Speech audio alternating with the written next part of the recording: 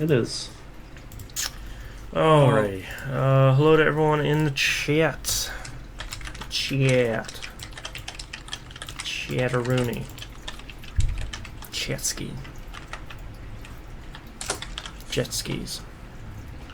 Jet Anybody skis? anybody do anything fun this week or watch anything fun? I worked. Read anything? I hit 89 hours before I walked in the door on Friday, so Oh, What? that's dude. about all I did. No. Yeah. Why does it seem like every place you work you like that? It's called IT. Like, that's really Yeah. it's I'm the job, probably a man. little dumb, but who knows? So no, I You're didn't. big- I did nothing else. You're getting paid for it, right? I'm salary, Yeah, Oh. that's brutal. so no. That's my bitch. I'm going after my boss for more money, even though I'm sure this is great to broadcast over the interwebs. But no, I was salty because I was looking at my returns from last year to the year prior, and then where I'm at right now. I'm like, how am I getting fucked on this? I'm working better. Getting fucked on both ends. If you're working smarter and not harder, you're probably making less money. Well, it's what's driving me nuts. Like I had more in sales last year, and I made 6,000 less than I did the year before. I'm like, Brutal. It's What the like, f- wait a minute, this math doesn't add I'm up. I'm like, what the fuck? And I approached the boss's wife, when she does the books and stuff. She's like, well, you can't have it both ways. I was like, fuck, well, neither can you. The American dream. Yep. I'm not looking for all the monies, Just just some. looking for my monies. Just give me some. I'm tired of paying you to work here, is what I told her. Yeah, that probably didn't really help your case. Ah, nice. You know, when the balance is so far off between what I bring in and what I make, it's laughable at this point. Yeah. So, and I'm like, so I have this big spreadsheet of what I sold and what I made that year, what I sold, what I made that year. And then I was like, based on my projections in my proposal here, If you allow me to sit on my easel. this is what I have to do to make the season, and this is my base salary Yeah. at this point. There's no way around it, and this is more than fair for what I do. Once said goal is reached, then you owe me full commission. I'm sorry. That's Do you guys have PowerPoint on this computer? boom. Oh yeah, I just want to. Would you let's look at my I'm not slide even use deck? PowerPoint. I'm just gonna have a piece of paper. I'm gonna get one of those dog training clickers and be like, You're just gonna write it on a napkin and slide it across the desk? Nice. Let me know what you think of this one. but no. I was like, and based on my performance, you've been leaving for Florida earlier and earlier, year after year. My boss is leaving in 2 weeks. I still have almost 2 months left in the season. Jeez. Ooh. Heavy's bring it the up. head, apparently. And believe me, price is gonna get fast and loose here real quick. Fast and loose. OT the rest of the year. I don't give a shit. Fuck it. I'm hungry. Hug it, dog. He was hungry. Fuck it, dog. Whoa. Oh. Ooh, I forgot a game. That is an email. And I will turn my tablet down.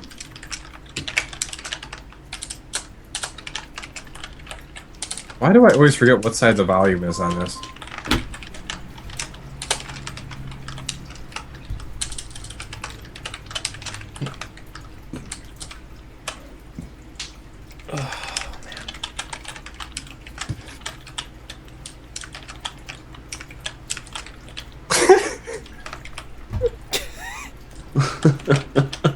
Dearest Claudia. Good. I'm just waiting for the ting. Shh.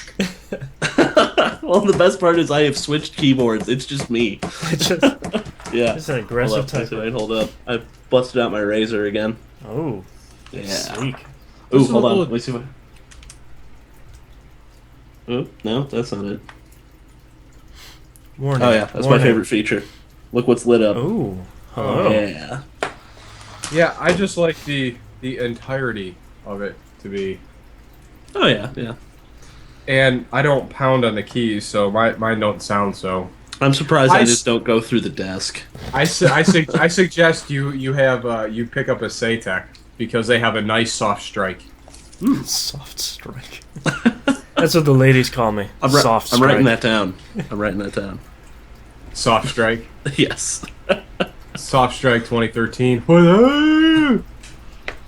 I'm gonna go close the windows behind me. I'm getting some weird video stuff because of it. Okay. Yeah, it's the sun. I thought it was ghosts. It even closes windows loud.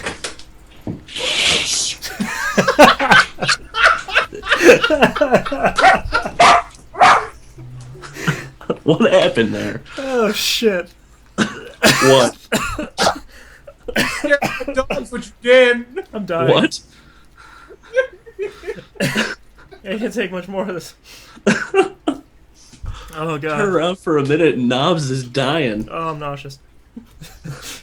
Oh, just teasing you at your expense. Oh, fun. I Alright, I'll have to go just back said- and watch it. It just said you were closing, even when closing windows is loud, and it also whoosh. Oh, so good. P-Flux in chat says, your windows closing sounds like the closing of the pod bay doors on an Imperial Star Destroyer. Yes. You can yes, never it say does. we're not a podcast for the people. We certainly are. Oh man. We're a podcast for some weird people, but you know. Well, but there Hey, still are sure. people. Those are our peep. We're weird people. Yeah. We're not normal. Well, that's for damn sure. Abby, someone. Alright, you guys ready to start this disaster? Yes. Yep. Alright, starting in 3, 2, 1. Welcome back to another episode of That Video Game Podcast. I'm your incredibly out of it host, Boston. Next to me is Knobs. Small Y, big N, huge Q. Sure. And next to him is the Hannah.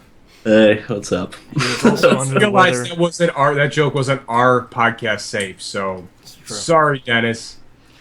The Hannah is also out of it, although due to other reasons, like Self-inflicted. like advice to alcohol you being both. delicious. My advice to you both is to stay heavily caffeinated. Ugh, Yeah. I wish. Yeah.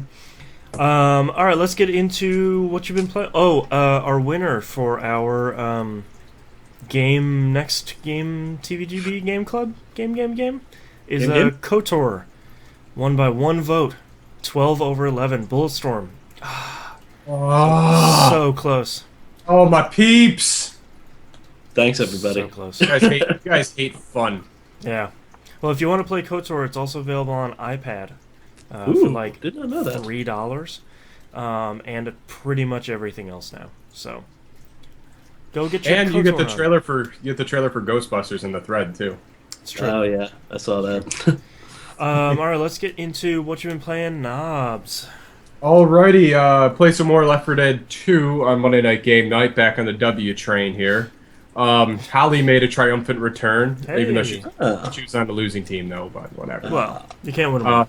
Boathouse got pretty sick towards the end there. It was a struggle. I think the first time in ever, I think on the second map in what was it? Which one is it? The Boathouse? Death Toll. You know, I was just gonna say, Boathouse got pretty sick. Sounds like something we would have said at college about someone whose real name we didn't know. Yeah, Oh man, Boathouse got pretty sick last night, bro. yeah, certainly. Pretty sweet nickname though. I'd take it. Boathouse? Boathouse. I'll take it. Sounds like there's a story there. Better than Boston, right, guys? Oh. Anywho, All the English guys laugh at Knobs. what are we doing? Anyway. Anyway, yeah, we played Death Toll, and the second act, all 4 survivors on my team made it into the safe room. Oh yeah. I don't think I've ever remember that happening from the ding dong Yeah. moment. Not on that Usually- map. It was unreal. I've never experienced that. And then we laid a fat egg on the next one. I don't think we made it to the drop in the forklift. Oh wow. Like, yeah, so it was a big rubber bandy match. It was a lot of fun. Yeah, anybody come out, just hop in early. We'll make sure we have a spot for you. So Monday night, 10 p.m. Monday PST. night- yeah, 360. friend me or TVGP friends. Moon, miss you, bro. So hang out, whatever. Is Left 4 Dead 2 on Games on Demand? I Yes. think it is. Okay. Yeah. You don't I even actually need to bought have it the a while DLC. back there, so. Just buy the regular game. They'll get you Yeah, in. by the regular game, we have no problem rolling old maps because we definitely get kind of sucked into the nostalgia loop with playing L4D1 maps. But that's a good thing. Had a couple more sparring matches with Heiko over in Germany. My DOS friend.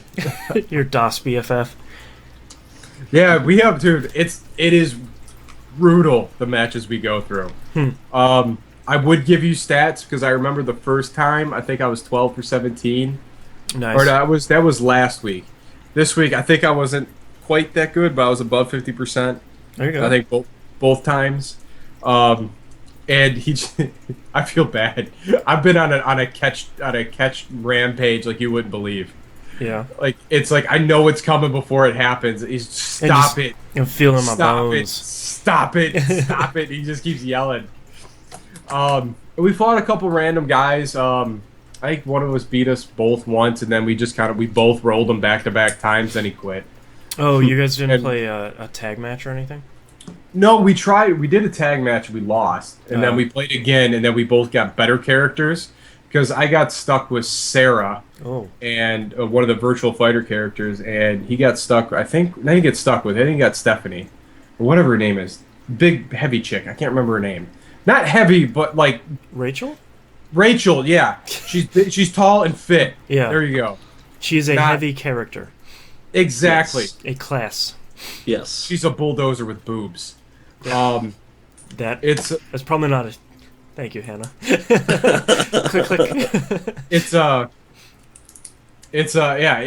We got rolled that first time, and then he, re-upped against us, and then we both got characters that we were fairly good with, and just kind of, I don't think either one of us were down more than half a thing of health. Wow. My Genfu is strong. That's all I'm saying. You just want to catch peeps. I don't think I lost with Genfu yet. I love playing Genfu to throw people up in the air and catch them. I don't want to do a combo. I just want to make sure you're okay. I just want to make sure you land okay. Boom, overhand right. Yeah. Like, it's awesome. One of my favorite things in the world. So good. My Leon is still pretty tough, too. Your Leon is strong. I can't get over how awesome this game is still. It's just... They've even added extra things, like power launches now. Now instead of, like, doing your normal power blow, which is that crazy over-the-top combo. Yeah.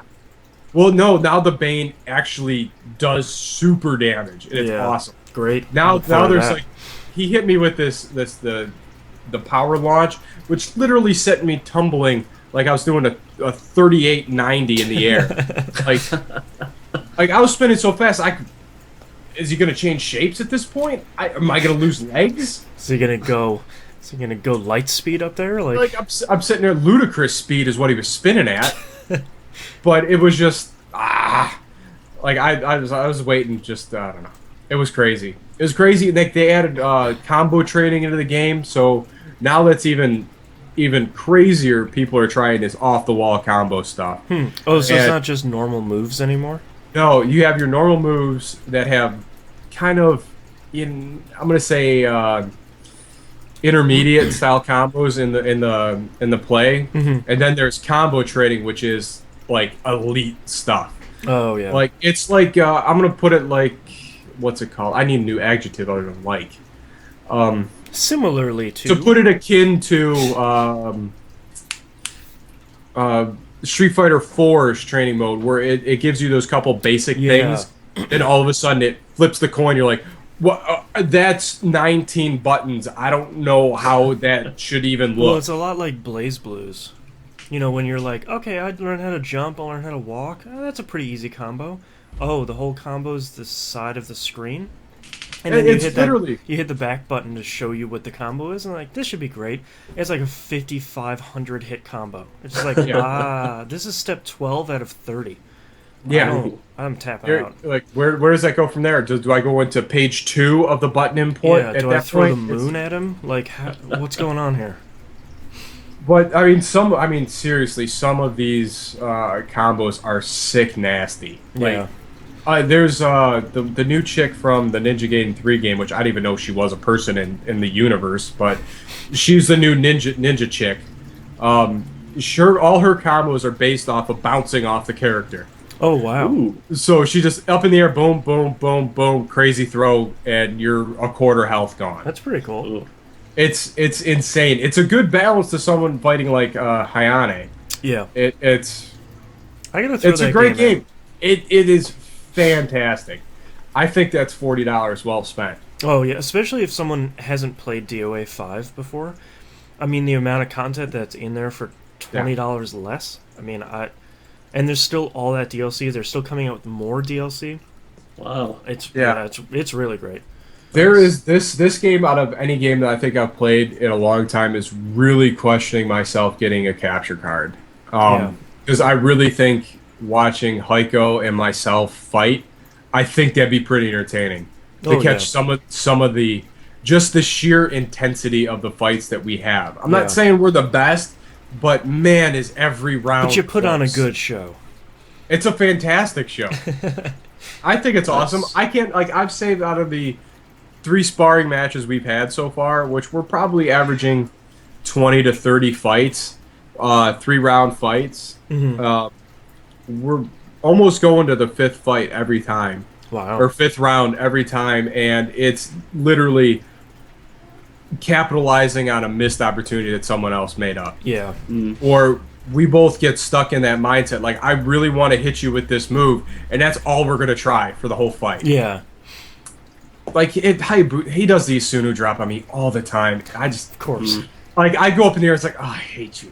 Oh, I hate you so much. He's even like one fight, he was even trying it and like doing it off a counter.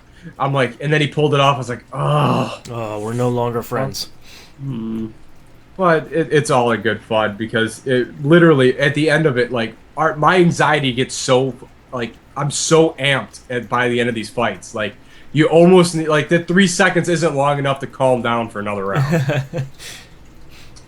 It's a fantastic game. I recommend. That is a top tier fighter. I don't care what anyone says ever. Yeah. I will defend that game to the death because it is awesome. I will too. 2 thumbs up.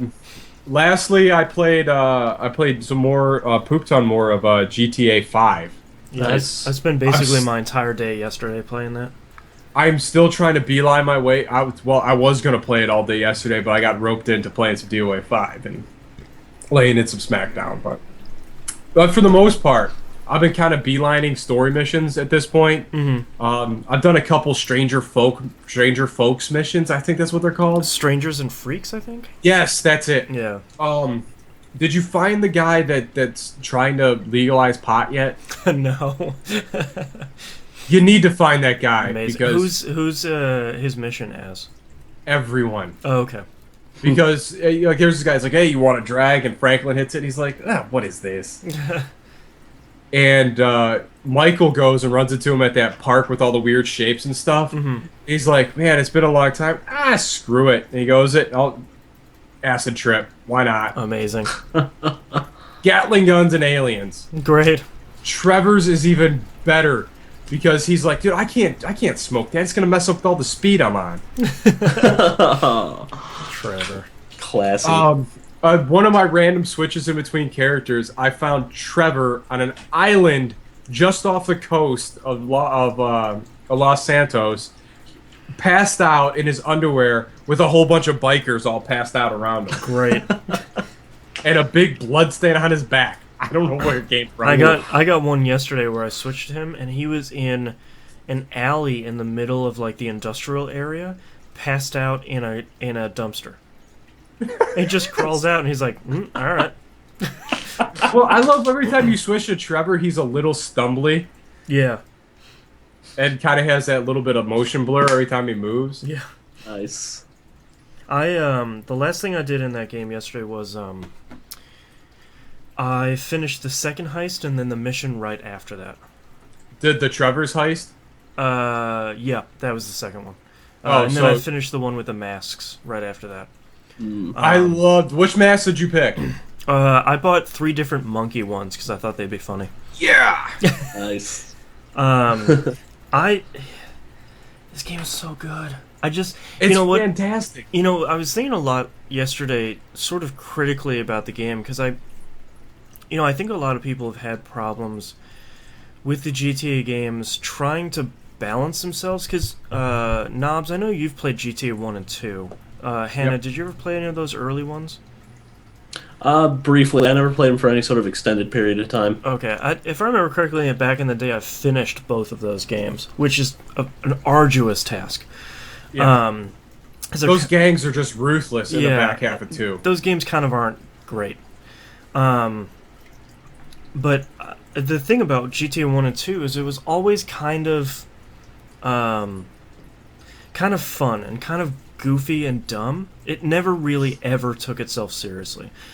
And, the shock factor back then was, oh my god, you're stealing cars? Grand Theft You're Auto. stealing cars and farting on people. Yeah, God, I forgot about that. Remember, you could do that in Fable. Yeah, Well, I mean, unfortunately. you farted on people around the street in GTA 2, and then they start chasing you. Next thing you know, you have a whole mob of people chasing Yeah. you. The thing I like about GTA 5 is, even though I don't really entirely like the character of Trevor, I like that he's in there to give Rockstar an out for crazy missions. Because, Yeah. I couldn't really see... What's really interesting is I couldn't see Franklin and Wade ever running into each other in No. GTA 5. But they don't have to because each character has their own set of characters around them. Like, what reason would there be for Franklin to run into Michael's wife, for example, Yeah. in a game where it was just Franklin? I think that's really interesting about what they've done with GTA 5 is they've allowed themselves to tell 3 entirely different stories that almost organically kind of run into each other for kind of interesting reasons, and then allow Michael to have his own story, and then the other 2 characters to have their own individual stories in entirely different areas of this giant state that they've mapped out. And I feel like there's been a lot of conversations around a lot of other stuff in the game, and not so much how intelligently they've done their story this time around. I think that's the thing that's holding me in that world more than anything else, is they gave 2 characters a very stereotypical common thread. Mm-hmm. And how they pulled Franklin into the mix, I thought was a writing genius. Yeah. Like, here's, the old guy knows, Michael, knowing what's happening before it happens. Yep. So he's hanging out in the back of that car and pops up, and there it is. And the conversation that they have, it just, you don't expect a character like Michael to have any relatability to Franklin's style of gangbanging type of character. Right. But once they open up a little bit and they have that dialogue, which is written fabulously, Yeah. about kind of how he wants to, aspire to be and stop doing the gang and getting into more mechanized mob style crime stuff, where Michael sees, hey, I think he's a good Hey, kid. I know how to do that. Well, and what I think is really impressive is I don't think it's realistic, but I think it's believable. In Yes, that yeah. world, the 3 people knowing each other and pulling off these giant heists feels okay. I mean, it doesn't feel way off the rails like some of GTA stuff has before, especially in GTA 4, where you're like, why am I riding in a tank now and blowing stuff up? Like, I don't remember if that was in GTA 4, but, there were always those missions where it's like, my last mission was to go steal a car, and now I'm driving a tank around the city and blowing stuff up. Like, what's happening? And the heists really make the game a lot better, especially for me, because I like I like preparing for each one of those. Like, I like them saying, all right, we're going to need this and that, and these other things, and 3 of these things, and you have this whole shopping list, and you spend probably an hour for the one after the second heist. You spend a good long time going out and getting the stuff and planning and setting everything up, and I absolutely love that. But it feels more like you're involved in the actual mission and the heist. Like Exactly. you're part of the prep, and it makes the payoff, I would say, significantly more meaningful than it would be if they just say, "Okay, here's your stuff, go do it." Well, I mean, Yes. contrast that to one of the famous opening missions of GTA 3, where your character goes up to the back door of whatever club that is for one of the first mission points you have, and they say, hey, go grab this car or bring this to this other place, make sure you don't dent it up. You bring it, and then somebody climbs in it, and it explodes. And it's like, that's pretty cool, but could I have done that? Like, in GTA 5, you're setting up this whole thing. You get a choice of how you want to do it, and then based on your choice, you get to go execute the entire plan. Nice. I mean, I'm having a lot of trouble trying to find faults in this game. I mean, I have some I mean, faults as with far the as storytelling, but one of my biggest faults in the game is I really wish that there were any sort of real female characters in the game. I mean, the only two I've really run into are Michael's wife and daughter, who, because of his storyline, are supposed to be the most terrible people. But the only other female character I've encountered in the game was the hacker I decided to use in the first mission, and she didn't speak a word. So, like, there's... Oh, well, Franklin's aunt is just an awful person. That's true. I mean, but... And the crazy tea lady that wants you to go hook cars. Oh, yeah. Yeah, that's true. I mean, at that point, they're no different than any people that are in Michael's story. It's just kind of a disappointment. I'm not expecting... Probably it's saying something that I'm not expecting Rockstar to have a female playable character. That probably says more about our industry than anything else. But it's really disappointing that everyone you run into who's a woman in the game is just the worst person. A scathing hole? Yeah, and it's just the worst type of person. Not that they're a terrible woman or anything, it's just they're a terrible human being. And that's a real bummer. I would have to say the family therapy session was probably one of my favorite things in the world. I don't know if you've gotten there yet. No, you would remember it. It's fantastic. I'm a little past the scene you go through with Trevor before the second heist that I really, really didn't want to do. I don't want to the T word. Yeah, I don't. I certainly don't want to spoil it because I think it hasn't gotten a lot of press, surprisingly, because it is. It's gut wrenching. Yeah. Yeah. I didn't want to do any one of those 5 things they gave you to do. No, I did. I think 4 times over. It's surprising. What I'm really surprised about is how much this game gets away with. The amount. It's not so much the amount of language that they use, because I'm fine with that, but the specificity of using the worst swear words that even a lot of people would just be like, wow, that's too far. That seems excessive. That came in hot, and I don't. That is rough. But I think this dances that fine line between an awesome movie and just an outright vulgarity, like vulgar for being vulgar. Vulgar. Yeah. Like, it dances that line so well, because I think everything's set up to be a believable movie heist. Mm-hmm. Like, there's no way around it. Yeah. None of this stuff could ever happen in real life, especially with the same characters pulling it off same people pulling it off over and over. Yeah. I would say they'd have to do like 15, 20 years in between each one of these. Yeah, exactly. Especially after you do the bank one. Yeah. Out in there, which probably my favorite. I'm surprised it wasn't in the trailer for the game. Yeah. Where Trevor kicks open that door with the thing, and just I had a grin ear to ear on my face. I was like, that is too cool. But I mean, I think a lot of the reason why the game gets away with a lot of that is because of Trevor. Because almost immediately, I mean, he has a tattoo across his neck that says "cut here." You know, like, almost from the first time you meet him, you know he's just easily the most unhinged person. And I think they get away with a lot of that, especially everything in his first scene that goes way too far. Because he's insane. I mean, just clinically insane. He's the wild card, so to speak. Yeah. No, but the thing that just blows my mind more than anything else about Trevor as a character is the voice acting, that the guy that's doing his voice acting dances that insanity line. Mm-hmm. There's such a crazy range. Well, it's not just scream in your face crazy, but it's real subtle and sarcastic crazy. And it's like that almost whispering crazy, where it's like, I'll explain it to you again because clearly you're too dumb.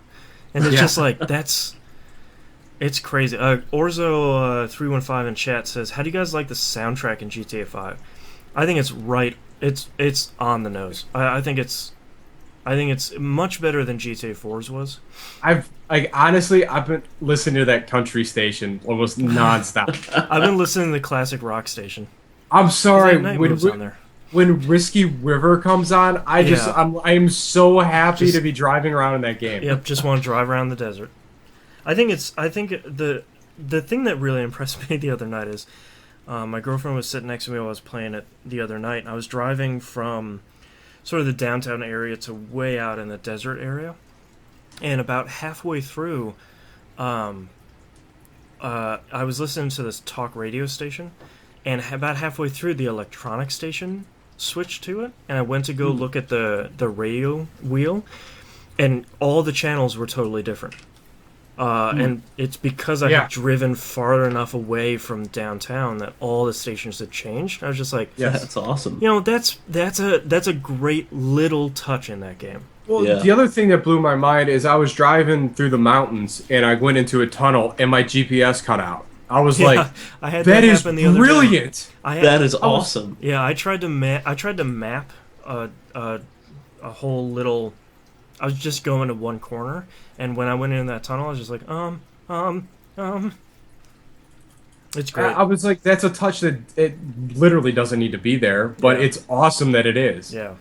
Like their fine attention to details is just, it's awesome. Yeah, I'm having way more fun with this game than I ever thought I would. I concur 1,000% because I was obviously not a fan of 4, and I didn't think I was going to be able to get back into a GTA style game again. But the way this was presented was so much more than what I thought it was going to be. Yeah. It's 2 thumbs up. I don't care that I lose cars in my garage now. It's such a non-factor. Yeah. Ooh, GTA's got bugs. Oh, an open world game has bugs. Oh no. Yeah, right. All right, what else you been playing? That's pretty much it. I've been waxing GTA 5 hard. Hannah, what you got? I've got a really eclectic and weird slew of games this week because I just couldn't make up my mind. Okay. So one of the first games I played this week was Space Commander on Android. I picked it up from the Humble Mobile Bundle 2, which is a mouthful now that I say it out loud. Yeah. It's interesting. It's sort of... it's not like a roguelike like FTL is, but it's sort of in the same vein. It's sort of the same idea. You have... dudes on your ship that take up different, jobs. Yeah, so you have, your engineering squad, you have your science guys, and you have, I think there's one other. And the best part is they're all organized in the same colors that you would expect them to be for Star Trek. So science is blue, engineering is gold, and then I think the other one's command, which is red. Yeah. And I got to like the first couple of areas, and it's pretty fun. I haven't played a ton of it, but I can see definitely getting way too into that game. I bought that game when it originally came out on iOS, and I think Hmm. though I gave up almost immediately because the difficulty curve was so aggressive. Oh, How okay. have you felt about it so far? I haven't seen too many issues. I've only fought two battles so far, though. Okay, I think that's Uh, further than I've made because I think yeah. the first mission after the tutorial was Okay. nearly impossible unless Oh, you wow. knew every single piece of that game, and it didn't Okay. tutorialize well enough. You know when you have those like almost quick time events when you go to like fire weapons or stuff like that? Yes. Almost unexplained in the Yeah. original version. Yeah, they weren't terribly well explained in this version either, but That's a I bummer. sort of picked up on what was going on, so I was like, all right, well, I'll take care of it. Yeah. But yeah, like I said, I played a very brief, small amount of that this week. I made it online Thursday night for the Thursday night Steam game night, kind of after hours. Oh. Apparently, they played TF2 initially. I didn't hop on until a little bit after 10. And we played some Ticket to Ride on Oh. PC. And that game is impossible to set up an online game for in any sort of simple manner Oh wow. because it you have like an account within the game instead of it using like your Steam account. Oh, come on. So you kind of have to. I forget who even set it up. I think it was I think it was Jay Z set it up and sort of invited everyone in. Once we finally got in, we were sort of explaining the game to I believe it was Angel Eye who had not played it yet, which is fun for me because I played this game tons and tons on the 360 and I own the actual board game. Oh. So I'm intimately familiar with it, and that ended up with me winning by 2 points. Because of your intimate knowledge with it. Exactly. Yes. Yes. Just laying out some confusing routes to start out with. I think it was either Jay Z or Late Elf was like, "What are you doing?" I'm laying my empire. Yes. Because normally in that game you want to go for getting all of your routes in a single straight line so that you get the bonus at the end of 10 points. But the other alternate strategy is just pick like the destinations at the beginning, pick the ones that are closest together so that you can start picking up more. And then you can just expand and instead of having like completed 3 or 4 destinations and you have the longest train so you get an extra 10 points, instead you've completed like 6 or 7 destinations but your tracks are all over the place. So you're encouraging monopolies. Yeah, pretty much. Yeah, just do what you need to do. Yeah. And oh yeah, never play that game with 3 players because it's borderline impossible. We had 4. It was myself, Jay Z, Angel Eye, and Late Elf. And playing that game with 3 players, in my experience, there's a threshold. So there's a set of tracks on the board. So for people unfamiliar with Ticket to Ride, it's basically you are trying to connect cities together using trains. That's the most basic premise. However, the train tracks between the cities on the map, there are what they refer to as doubled routes. So if you are in a 2 or 3 player game, you can't use those doubled routes. Once someone has claimed a route between 2 cities, that route is locked and no one else can use it. But if you're playing a 4 player game, those second routes become available because otherwise the game is impossible to play. Right. So you can have, someone goes from like I think Chicago to like Pittsburgh in a 3 player game. Guess what? No one else can go from Chicago to Pittsburgh. You have to go around. Yeah. But I then go there's around. You got to route through Columbus. something like that. You usually have to go north into Canada. But that game's a ton of fun, and I definitely encourage people to pick it up. The PC version has some weird interface issues, and it's not as well made as the console counterparts, but it's got all of the extra boards because there's a ton of expansions that feature like European and like Asian countries as the playing board. So, highly recommend it. Let's see. Oh yeah, I made a huge mistake this week and reinstalled World of Warcraft. You fool. I just wanted to. I haven't seen it since I stopped playing before Cataclysm came out. That's how they get you. Oh, I haven't heard So from my girlfriend in a while. Let me hit up her Facebook page. Oh, she's happy and dating a model. Okay. Oh, no, it was more like I got back in. I hopped nothing in. good comes of that. I just did. I didn't pay for anything. I just did like, all right, give me 7 days free. I'll take a look around on one of my characters, and I start looking around, and I'm like, it's like, oh, all of my skill points have been refunded. Okay, so I click open the talent tree, and I don't recognize a single No, thing. it's a disaster now. What did they do? I can They fly in made it space better. now? It's like you get to pick like 3 or 4 things out of your actual build now. Yeah. You get to pick like a specialty, and then like there's I like forgot about tiers. that. Yeah. And I'm looking at it, I'm like, but my skill trees go. What? But it's why? not a tree anymore. It's not even. It's a list, and it's It's a barely a branch. list. It's a log. Nice. I'm sitting there like, all right, well, There's your log of skills, all curled up in a nice little pile. so I started looking around and stuff. I didn't even get into combat. I was too busy hopping around. God, where was I? Dalaran, trying to find the portal back to Stormwind. Good luck. You Yeah. left yourself in the worst town. And apparently they had, I hopped online. I was like, "Where's the portal to Stormwind and Dalaran?" It's like, "Oh, it got removed at one point." I'm like, "What?" Great. Thanks, Blizzard. In like one of the more recent patches, they put it back Stuck in. here Like, oh, forever. it's Jerks. right here.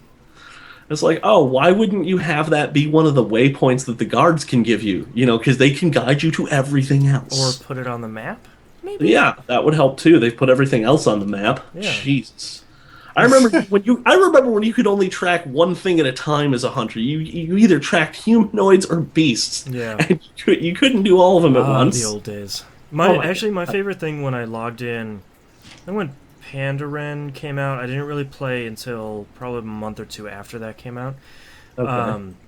But they introduced this like Pokemon battling sort of Oh thing. yeah, I heard about Actually, that. really good, and that's why I uninstalled it because I was like, oh well, if I just go out and get a couple more of these guys, I can probably. It was like, nope, nope, it's already starting. I gotta go. See you guys later.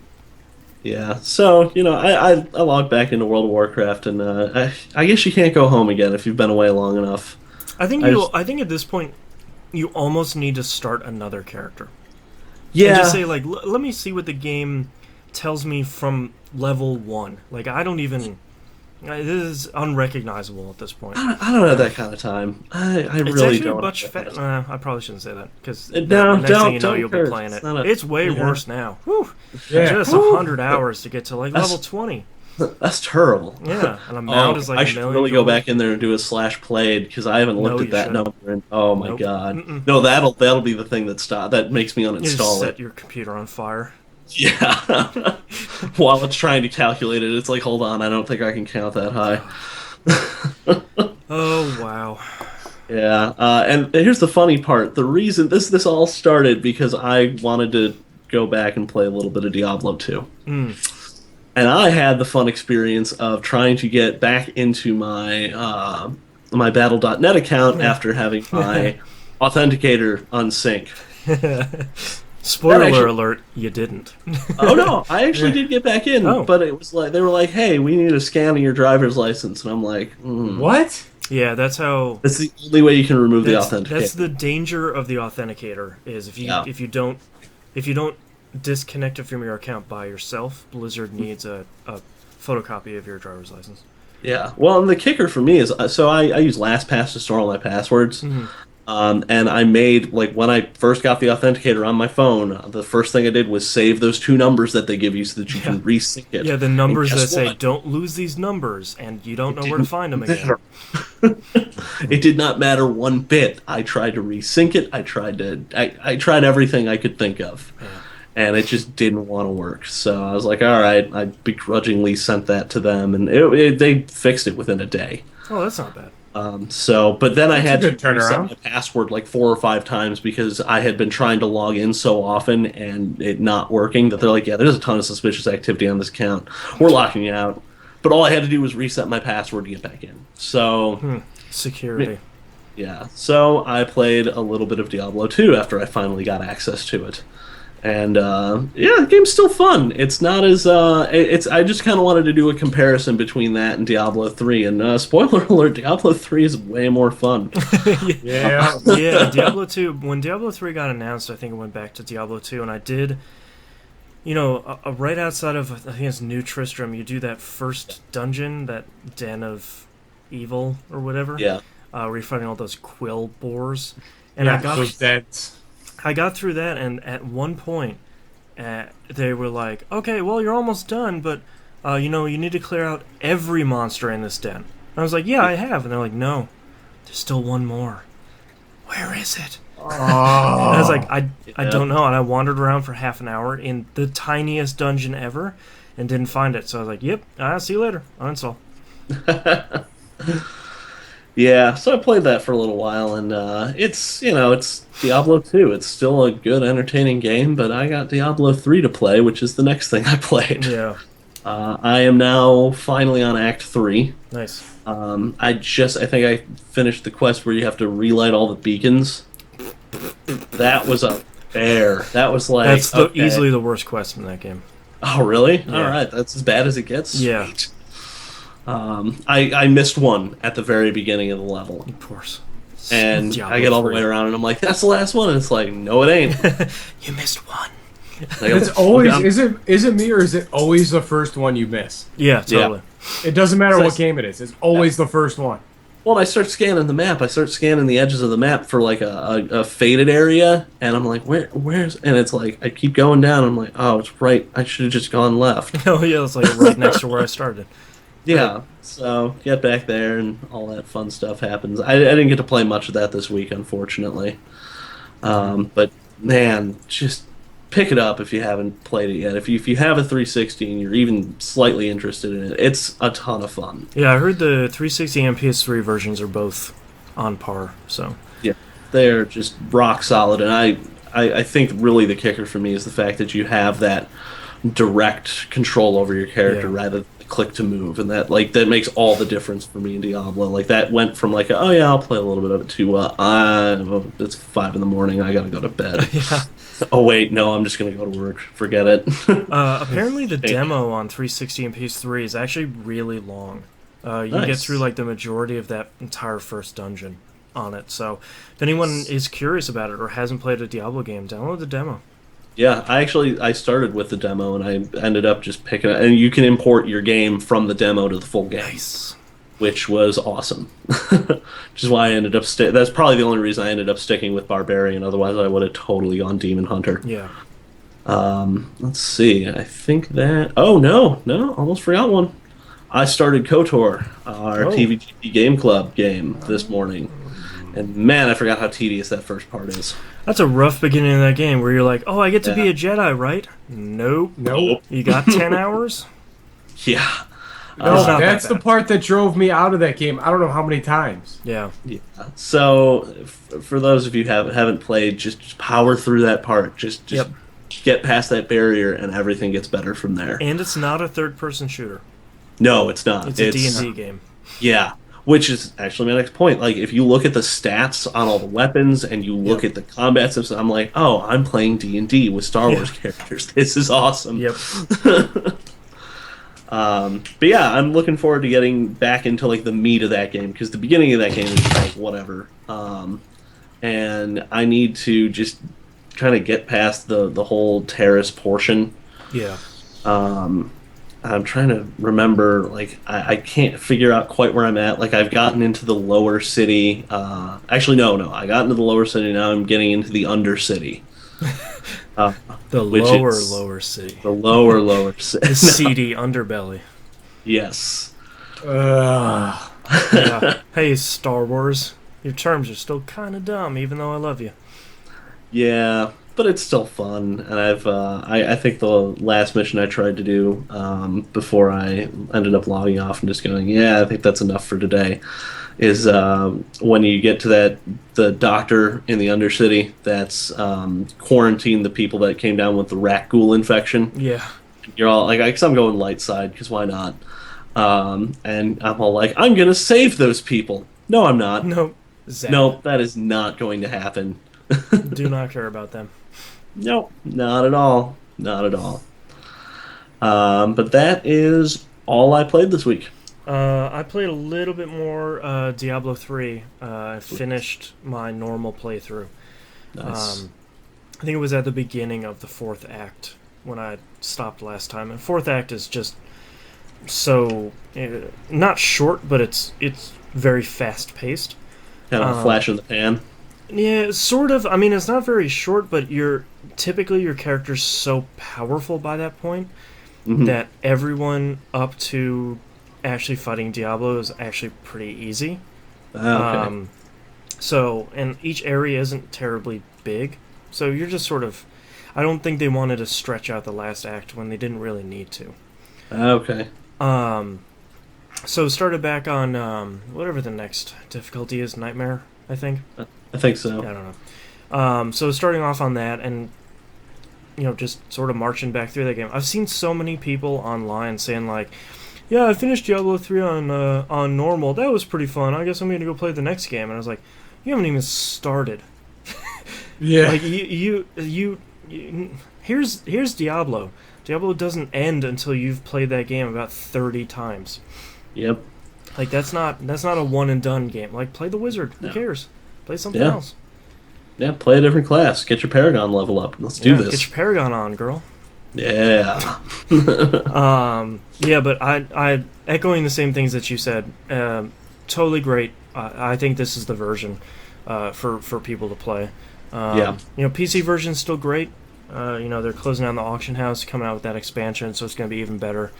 But gotta play some Diablo 3. Super good. Yeah. Do it up. And the last game I played is a mobile game, an iPhone game called Pocket Trains. It's by the same team, Nimblebit, who made Tiny Tower and Pocket Planes. I never really got into Pocket Planes because I didn't really care. Pocket Trains is, I didn't. Not trying to be mean. Sorry, that's funny. Just whatever. I I didn't really care. I have to ask: are they gonna? Is Pocket Automobiles in production? Because it needs to be. Probably that was my initial thing. Was Yeah. Pocket John Candy needs to happen next. It's pretty much exactly the same as Pocket Planes, but they did something to their engine where it looks way better now. Okay. And I like making a train monopoly across Europe more than I Nice. liked making a plane monopoly across who cares. So it's free. It has the best things that Nimblebit does where you don't get punished for not giving money to them.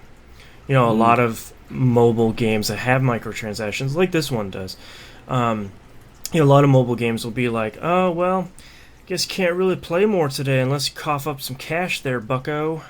But this game is sort of like, well, all right, you're getting, their standard currency bucks throughout the game just by doing normal stuff. You're getting coins by delivering packages.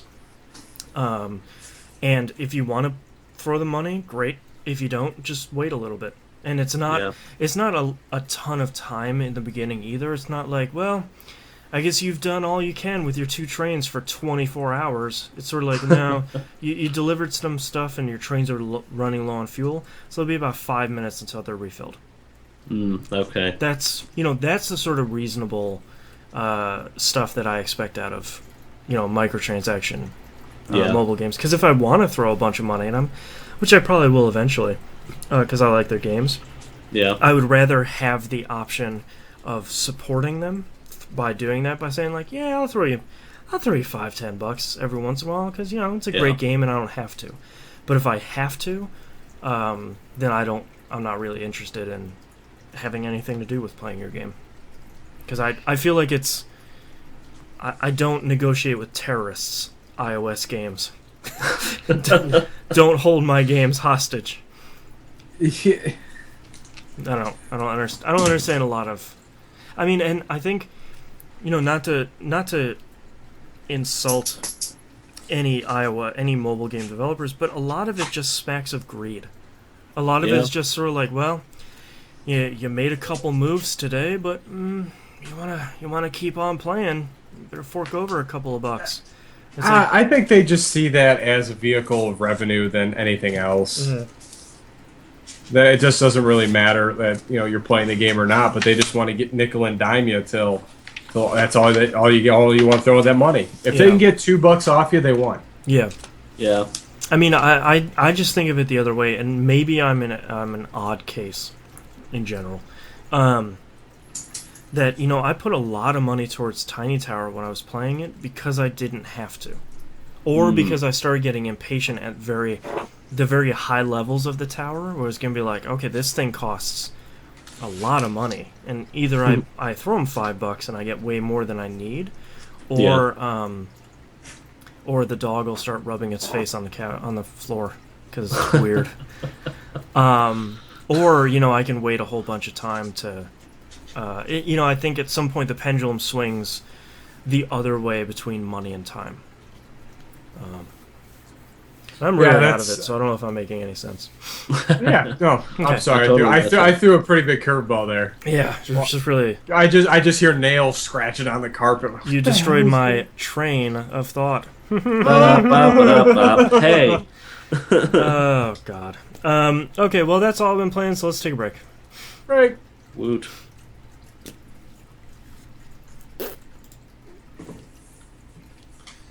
A lot of train games this week, guys. Good Yeah. boy.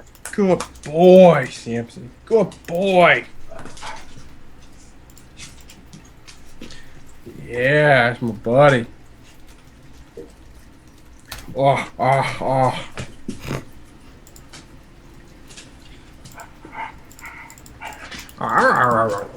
Where's your good boy? Where's your good boy? Where's your good boy? You suck. That's right, Boomer, you suck. Then you look at me all sad. I hate you. You're so cute.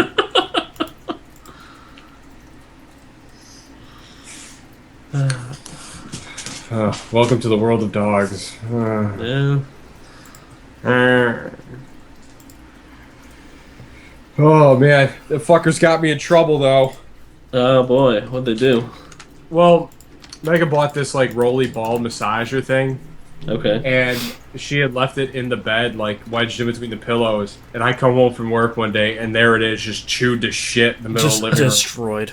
Yeah. And I'm like, oh fuck. So I'm figuring it's like, you know what? I'm kind of clumsy at times. I'll tell her Oh God. that I stepped on it and broke it. And I thought I threw it away. Oh, Apparently I threw it behind the couch. And she's cleaning today, and all of a sudden, hey, what is this? Oh God. Oh boy. I didn't want you to be mad at the dogs. Be mad at me. I can take it, they can't. I should have thrown you fuckers under the bus. True love. Man. Did the Beyond Two Souls demo come out yet? Yes. Or did I imagine that? No, it came out. Huh. I think the game comes out next week. Yeah, it comes out on the 1st. I was thinking about playing the demo, but I'm just gonna wait. I already have it pre-ordered. Can you fucking believe it's going to be October next week? Yeah, don't remind Yeah, me. it's terrible. It's awful. Deadlines. Yeah. Alright, where are you at? Let's see. Yeah, my diet the last 2 days has been fucking terrible. Yeah. Yep. I've been- Same here. I've been eating buffalo chicken dip and Fritos. It's a good combo at least. Yeah. And I've been making fried tortillas. Ooh. That sounds Your heart Sounds is awesome. unhappy. I tell you what, it's the tastiest thing in the world. Like, I love doing it. Like, every time I make taco night, like, I take a little bit of oil in the pan, throw a flour tortilla in there with some corn oil, and then let it kind of blow up a little bit. Yeah. Flip it over, salt it, and then take it off and let it drain, and then put it on like a pad and suck all the oil off, and then salt that, And it is the most delicious thing in the world. Nice. Salted shallow fried tortillas. P-Flux says Knobs' chest is going to burst open like in the Alien movie. And it's just going to be a fried tortilla. It's got buffalo chicken dip all over the camera. And then I'll just be hungry. Oh my god, yeah, so when I was playing DOA, I said something about a chicken wing, and then all of a sudden Hoikos just starts rolling. He's like, yeah, I was laughing about that buffalo chicken eye from that one episode.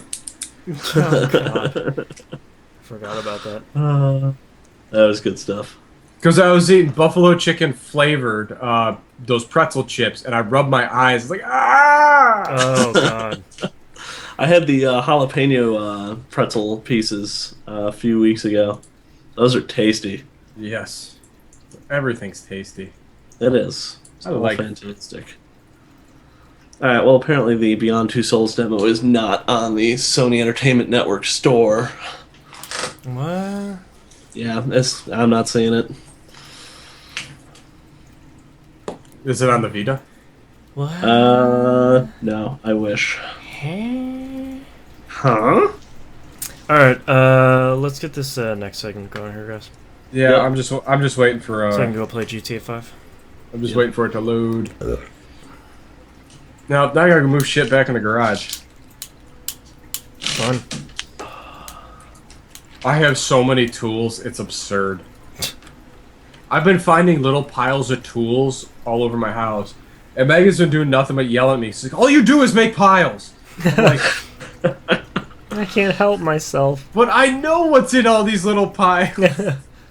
It's my don't mess with my systems. There's a reason. Oh, come on, load.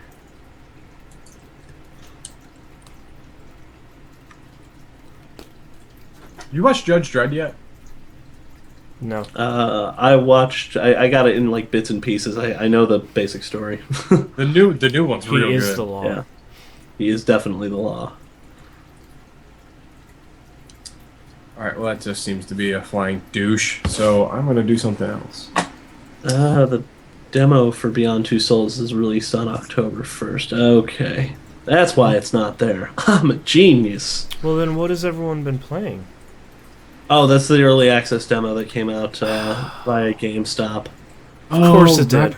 Right, All right, GameStop's the worst. Yep, I gotcha. Yep. Yep. Coming out, yeah! I should probably write that down. Got it.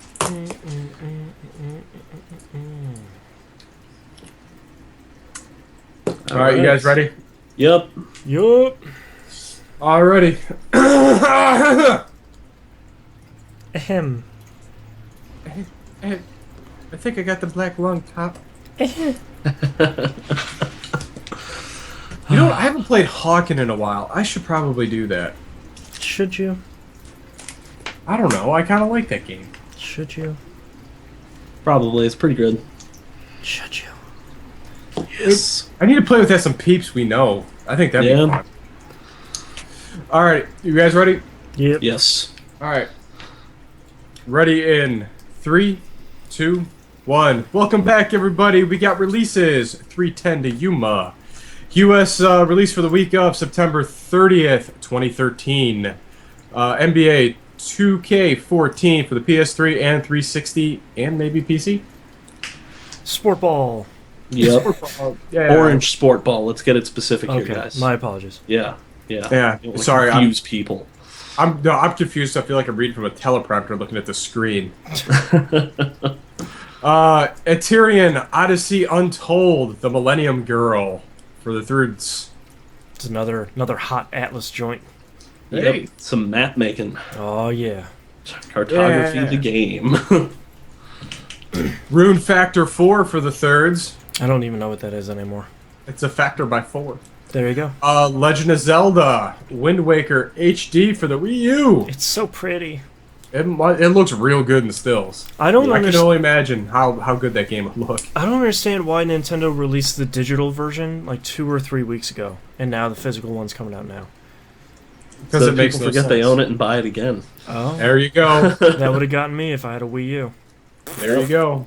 how it goes. Flashback for the PlayStation Network and PC. That looks real bad. Yeah. That's real bad. Yeah, that's that remake of that old Sega CD game, right? Yep. Oh, Ooh, man, I was that's, hoping that was going to be good. Nope. It's like building your house on sand. Hey! Watch it. Rain for the PlayStation Network rounds up releases. All right, moving on to news stories. Valve had 3 big announcements this week. Yes, they did. And they came out with all 3. All right. First announcement was Steam OS. Valve is making their own operating system, Linux-based, free to download soon. Awesome. Make your own Steam box. That's awesome. Yep. That Best part about this is it sort of gets Gabe Newell back to his roots because he worked on OSs at Microsoft. it's true. It's Yep. all full circle. Indeed. Circle of knives. So that's,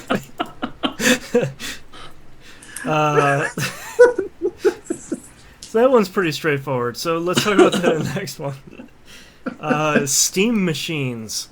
So this is it seems like it's an extension of the Steam boxes they were talking about before. So Steam machines isn't really one box that Valve is coming out with. It seems like they're going to come out with their own, but they're at their core they're basically highly moddable computers running Steam OS that support controllers and keyboard mouse. Awesome. And beyond that, it sounds like most manufacturers can just do whatever they want as long as it's running Steam OS. Yeah.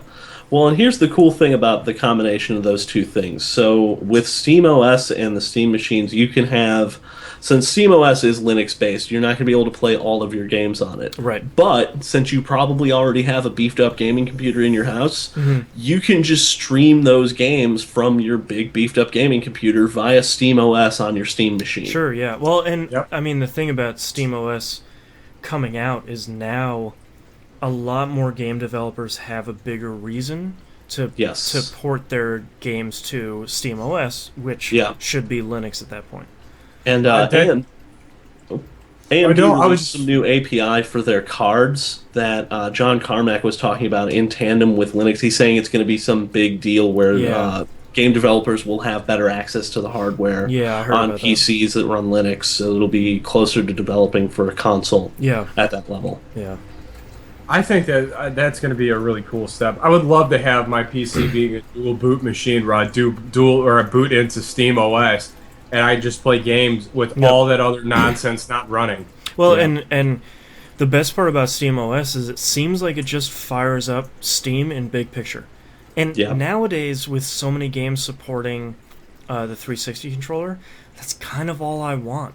Yeah. You know, and I think it's really interesting. We were talking about this at work the other day. I think there's actually, I really like it that Valve is just saying make Steam machines whatever you want, because I think there's a really good market for 2 types of Steam machines. One is like the $200 Steam machine that runs, you know, a lot of the indie games, a lot of stuff that maybe is really low impact or older games, or it's something that's highly moddable. And it's $200. It runs your Rogue Legacy. It runs Fez. It runs FTL. You know, it runs these sort of, not that they're bad games, but that they're kind of smaller and they're not running like Unreal Engine 3, for example. And then I feel like there's also another market for like the $800 machine, the higher end machine that has a really good video card in it, has 8 to 16 gigs of RAM in it, and says, yeah, it's pretty tiny. You put it next to your Xbox One or your receiver in your entertainment center, run a 360 controller to it, and then you're good. You have another, you know, and take a lot of the guesswork out of building a gaming PC that still is, even though we know that it's not really a scary prospect to build a gaming PC, for a lot of people, it looks like you're building a nuclear reactor. You know, there's just such a hurdle to building a computer, especially one that, all right, does this chipset work with this other one, with this processor, with this video card? Is my case long enough for my video card? Which is insane. You know, like, it just doesn't... You buy this $800 box, it runs all this stuff. Yeah. Both of us have messed that up in the past, Oh, where yeah. the video card just doesn't fit. Yeah, and you're just like, well, off to Best Buy, I guess. I remember when NVIDIA had their own custom slot, the AGP slot. Yeah. And it was like you'd get a card and you'd be like, I'm going to put in, where does this go? Yeah, how does... Oh, I don't have a motherboard that supports that. Great. Yeah. So I think, I don't think there's really a market for, that Gigabyte PC that came out that was trying to hit that middle range. I really don't think there's a market there. I think it's really the low end and the high end. And I think high end will probably be... Very few companies will do it, but I think if someone can do it correctly, I think you have a pretty good market there. Yeah, you're going to see like the Razers and the Asus do those. Exactly. Yeah. Well, I think companies that I hope an Asus would do it, because I would buy it just because I love their products. Yeah. But I would just really like to see that. I think people are more apt to drop $800 on a computer than once you hit that 1,000 mark. The barrier to entry becomes very, very tight. Yeah. I think 800 and between $600 to $800 is your sweet spot for that range. Well, and I think for a lot of people too, that especially for people that aren't happy with how the Microsoft and Sony are going with the Xbox One and the PS4, I think it's a really interesting market. If you can give someone an $800 computer that's relatively small, or at least the size of one of those consoles. That has on the back end of it power, network, and HDMI, and then 2 USB ports on the front. Yeah. And you say this will run all of the games on Steam. Done. I think for a lot of people that's a pretty attractive proposition. And when you say it ties into Steam, it just boosts Steam. When you start talking about that, I think you'd start talking about a really great proposition for a lot of people that don't want to ask the IT guy at work to help him build a gaming computer. Or they don't want to have to go to Tom's Hardware and figure out what video cards are the best. Was it a 660, a 760, a 670, 680? I don't even know what the difference is.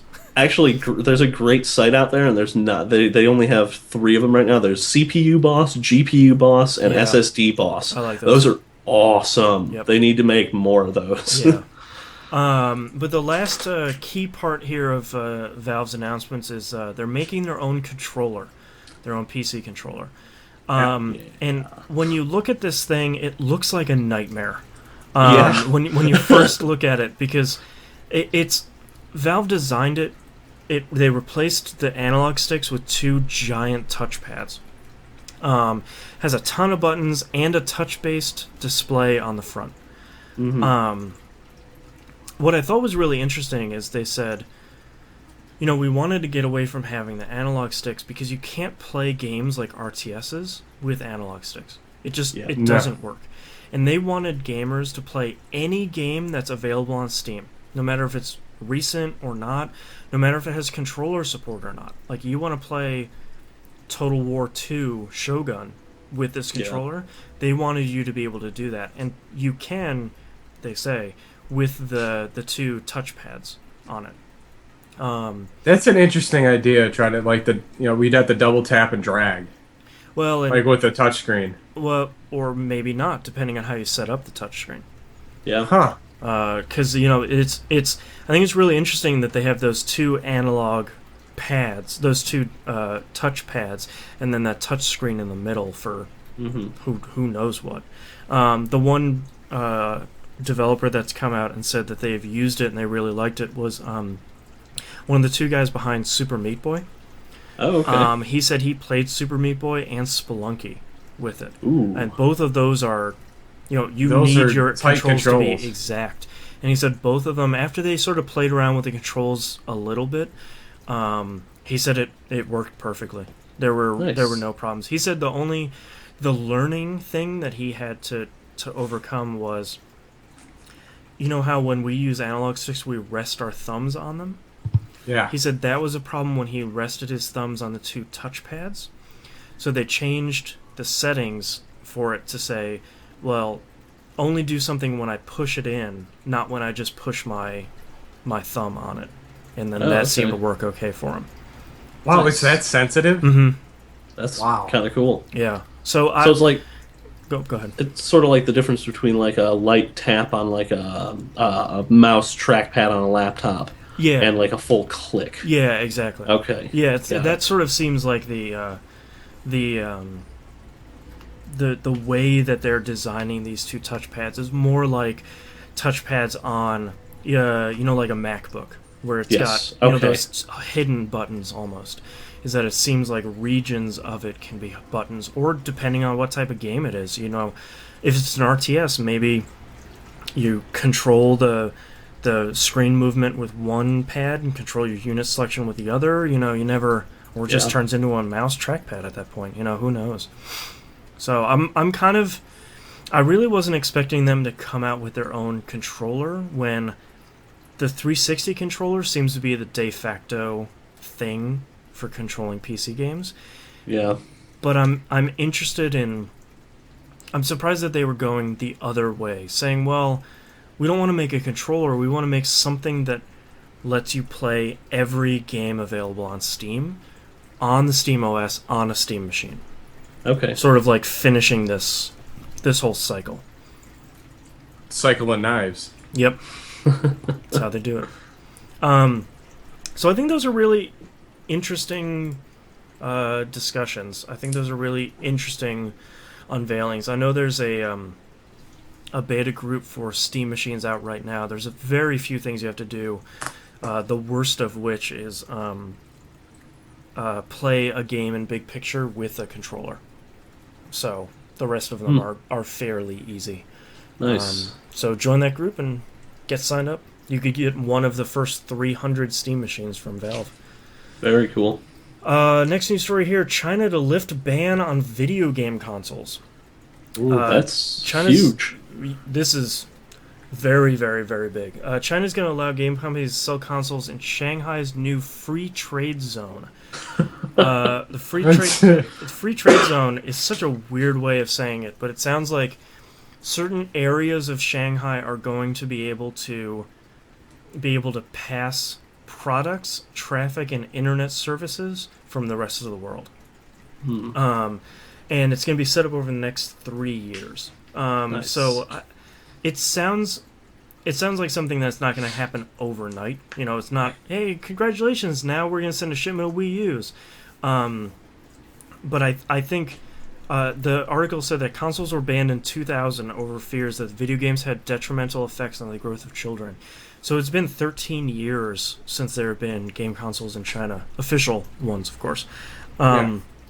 So I'm sure that console manufacturers are just chomping at the bit to get the actual A billion more consoles. customers. Yeah, to get the actual consoles into that country and not these horrible knockoff ones that you see on Reddit every once in a while. Yeah. So, next news story here: 38 Studios liquidation auction set for November 14th and 15th. This is a really interesting list of assets that are up for sale. I wanted to walk through most of these. First one is Project Copernicus. That was the Kingdoms of Amalur MMO they were making.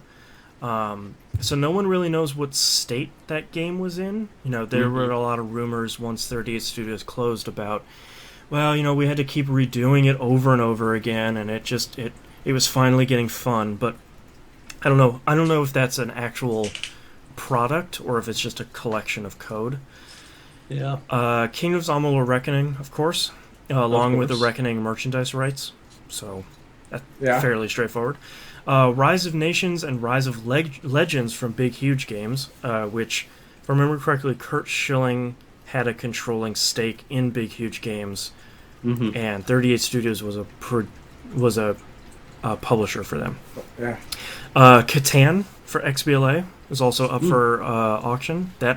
That seems like an interesting game that could make a small company a lot of money. The Big Huge Games engine, which I didn't know was a thing, but I guess if you want to make some RTSs, you can buy that engine. Yep. And then a social media and development platform codenamed Helios, which that was all that was provided, which is interesting. Yeah, it sounds like a GitHub, almost like a. Yeah, possibly. Yeah. That's interesting. I'm surprised that that nobody has talked anything about that. That's surprising. Yeah. Rhode Island officials value these products at, quote, tens of millions, end quote. A previous auction brought in $650,000. So, I think when you look at a game like KOA Reckoning, you're like, man, that must have sold like 20 million copies, right, guys? I see who goes to movies. That's a lot of people. It's like, No. not really how the industry goes. So Unfortunately. the thing that I'm really concerned about is, with this being an auction and not, like a traditional bidding buyout war, then I'm worried that some of this stuff isn't going to sell at all. Yeah. No. Because their price for Project Copernicus could be a couple $1 million, and everyone's like, I don't even know what this thing is. Yeah. No, I think Rhode Island's going to shoot themselves in their foot by overvaluing what they propose is the value of it. Yeah. Because when they look at, I'm sure the officials in Rhode Island are looking at it as, oh my God, GTA sold 20 million copies in the first week.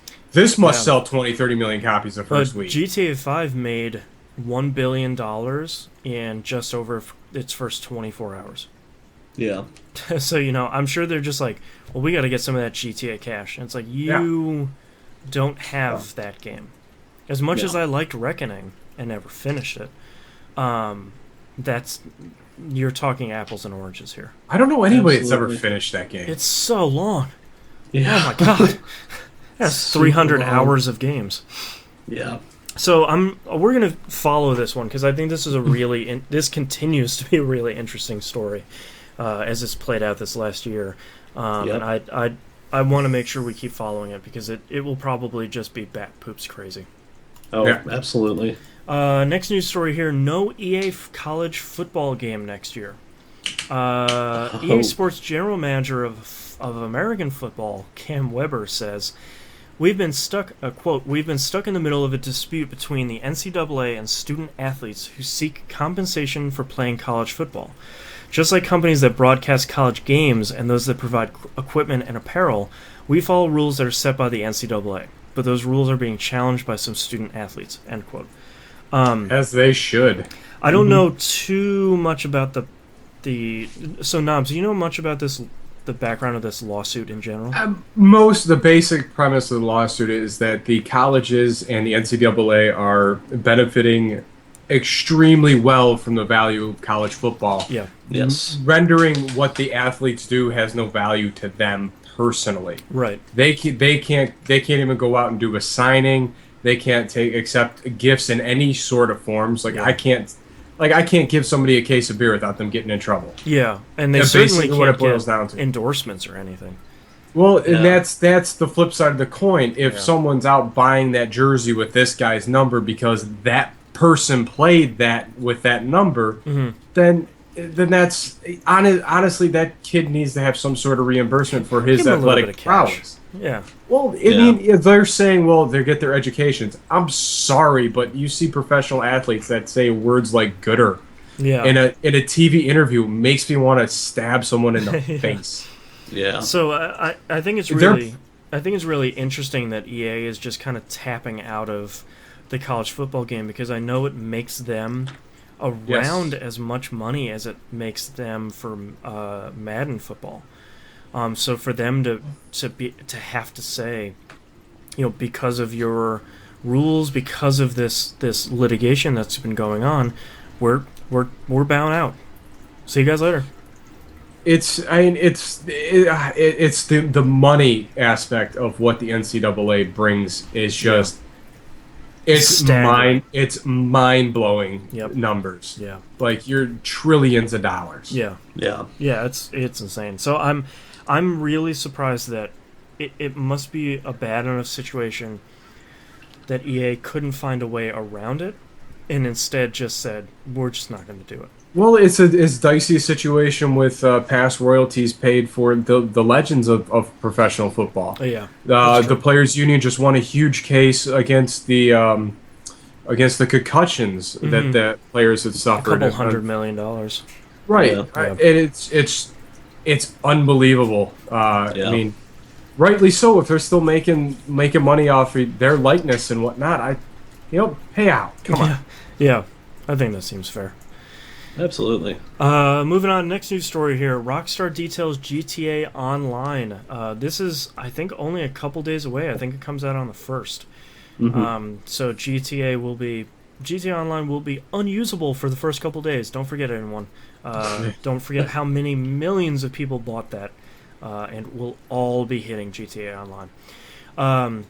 Microtransactions will be available. So you will be able to trade real-world money for in-game cash. Of course, Rockstar says it's not required, but I'm sure we all saw the leaks of, pay a couple bucks, you get like a couple $100,000 in-game. It seems reasonable. I don't know, man. Some of those properties are hundreds of millions of dollars. Yeah. So I'm sorry, your theater isn't worth that to me. But the bad part too is it seems like the microtransactions are really only for online. And maybe not for the single player. So, although if you play the Lester missions right, you can make a lot of money in GTA 5. So, Nice. Pro tip for those: save those missions till the very end, and then play the stock market. Rockstar detailed a series of free updates that are coming later.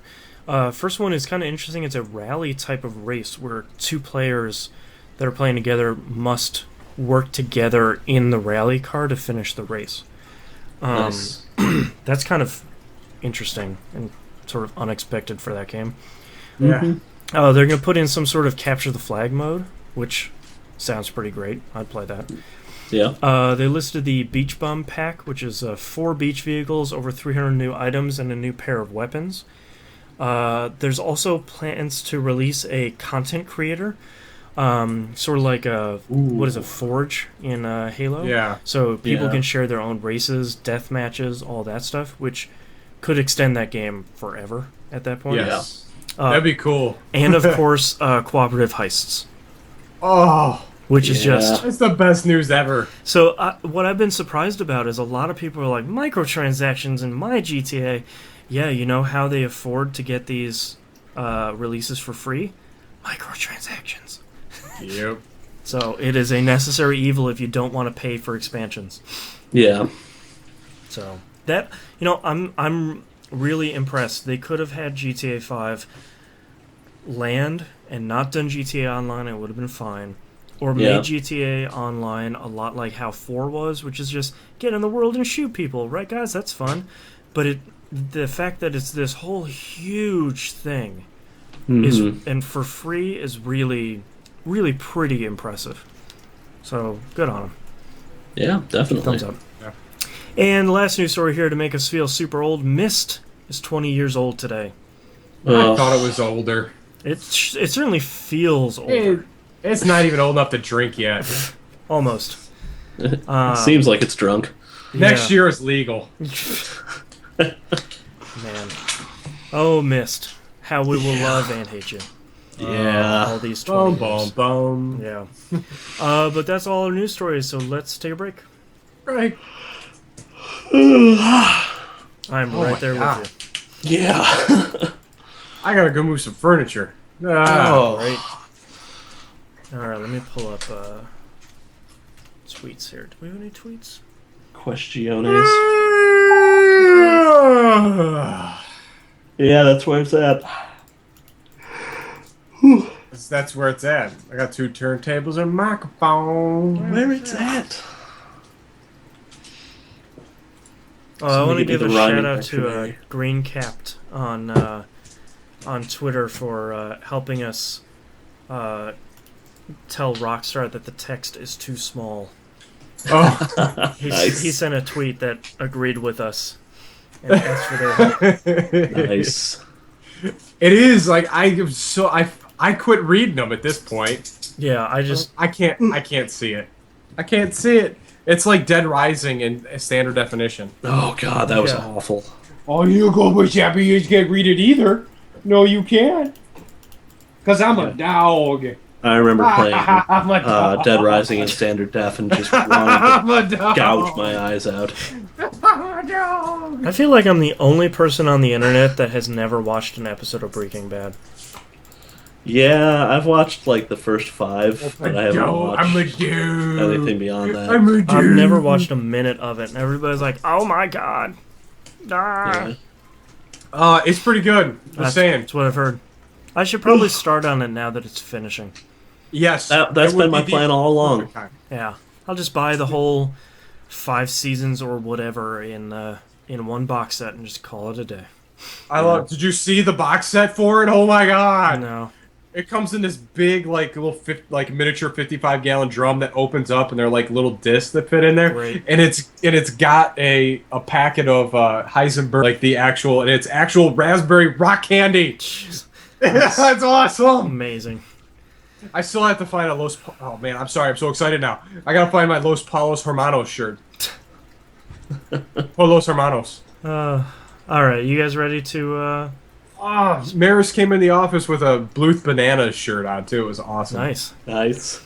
All right, let's knock out this last segment here so I can go take a nap. Yeah. Now that I'm all amped. Starting in 3, 2, 1. Let's talk about emails. Emails. And anyone else in the chat that wants to send any questions in, now would be the time. We'll read Joe's stuff. Old Emu writes in and says, Hey, Television Grand Prix. Thank you, sir. What's up? Thanks again for this stellar show. TVGP is now a thing in my life, so much so that even my wife knows your voices and your names. Nice. Congratulations, Mrs. Old Emu. You know more than most TVGP listeners. Thanks, Old Emu, for doing a great job in the sprawling metropolis of Chicago. It's true. Yep. The next bit is for Mr. Nobes. What's up, sir? I just started playing Ninja Gaiden 3 on the hardest available difficulty. While it's most assuredly not parts 1 or 2, I must also admit that after 90 minutes, it's not bad either. Perhaps, however, it's too soon for this opinion to matter, but nor did I pay $60. In any case, I want to keep going, if at least just to see how far off center a non-Itagaki entry will veer. Take it sleazy, Old Emu. I was just really trying to think. I should start that game over again. That's my college education right there. I don't know. Like, that game crashed on me at such a weird spot, and I'm just hit like a brick wall, and I can't go past the point where I fight my evil double doppelganger thing. So What? yeah. Tune out for half a second, and I'm come back to evil doppelganger. Yeah. Orzo315 in chat says, Hannah, if Knobs was in the blue team and Boston was in the red team, where would you go? Ooh. Man, that's going to depend on what we're playing. We're playing the game of life. I'd probably make my own team. Team Green. Oh. Team Green. Also known as Team You're Off the Show now. Well, in that case, I would like to revise my answer. That's right. Next email is from Dave, a.k.a. RoboPig. He says, greetings, gentlemen. Greetings, Hey. Mr. Robot Pig. I was wondering if you find any other mediums that ever charge up your gaming mojo. I really enjoy FPS games, so I remember a few movies making me really itch to get a controller in my hand. 2 examples would be Matrix when they go rescue Morpheus, and District 9 when they try to steal the fuel source back from the government. Do you think it's similar That's a good scene. for gamers that love other genres? Is there a movie an RTS player watches and gets them itching to game? Like The Hunt for Red October? I don't know. Oh man, yeah. That's a great movie. That's just a joke, but okay. I know. I could totally see that playing Deep Attack Sub 9 or something. Or Red Alert. Yes, Yeah. Red Alert. Oh my god. I watch old like Nazi movies. Things like I should play Red Alert again. I should play Wolfenstein again. I'm Those sitting there guys watching were really bad. I'm watching Schindler's List. It's like I need to put up a Tesla coil. And those Nazis, they were pretty bad. Huh. Yeah. I should go wipe them out again. Yeah. I But can't no, really every think of time any. I watch Fast 5 or anything that's got cool car chases in it, I want to play a racing game. That's true. Yeah. Just I was pop gonna in split say second. I usually just use it as breaks for, like, oh, I'm a little burned out on gaming. I need to like watch a TV show or I need to do something passive for like a week. Yeah, But Yeah. if I see anything where it's like, ooh, that looks fun, I'm gonna go play some Burnout. yeah. Yeah. Same thing. He says, also, if Boston didn't hear, the new IT Crowd episode was aired on Friday, and Graham Linian said on Twitter that he understands if the U.S. fans find alternative ways to view it. Winky face. So Ooh. I will have to go purchase that from the internet. Yes, we have to procure that through the Yes, internet. with my money.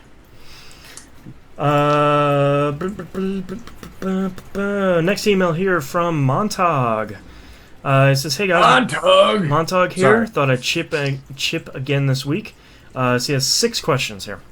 All right. Number 1, what games are you most looking forward to this season? With lots of upcoming major titles, I'm sure you've got at least 1 or 2 each. He says that he's looking forward to Watch Dogs more than any other release. I'm hyped for that. Yeah. Assassin's Creed 4.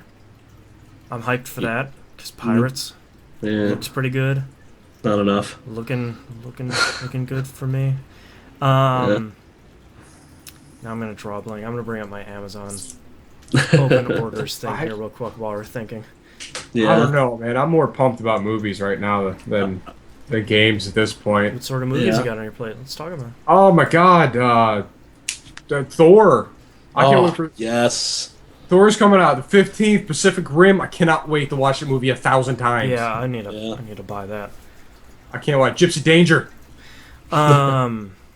So here in my open orders list, Ratchet and Clank Into the Nexus, because come on, Okay. it's more Ratchet and Clank. How can you go wrong?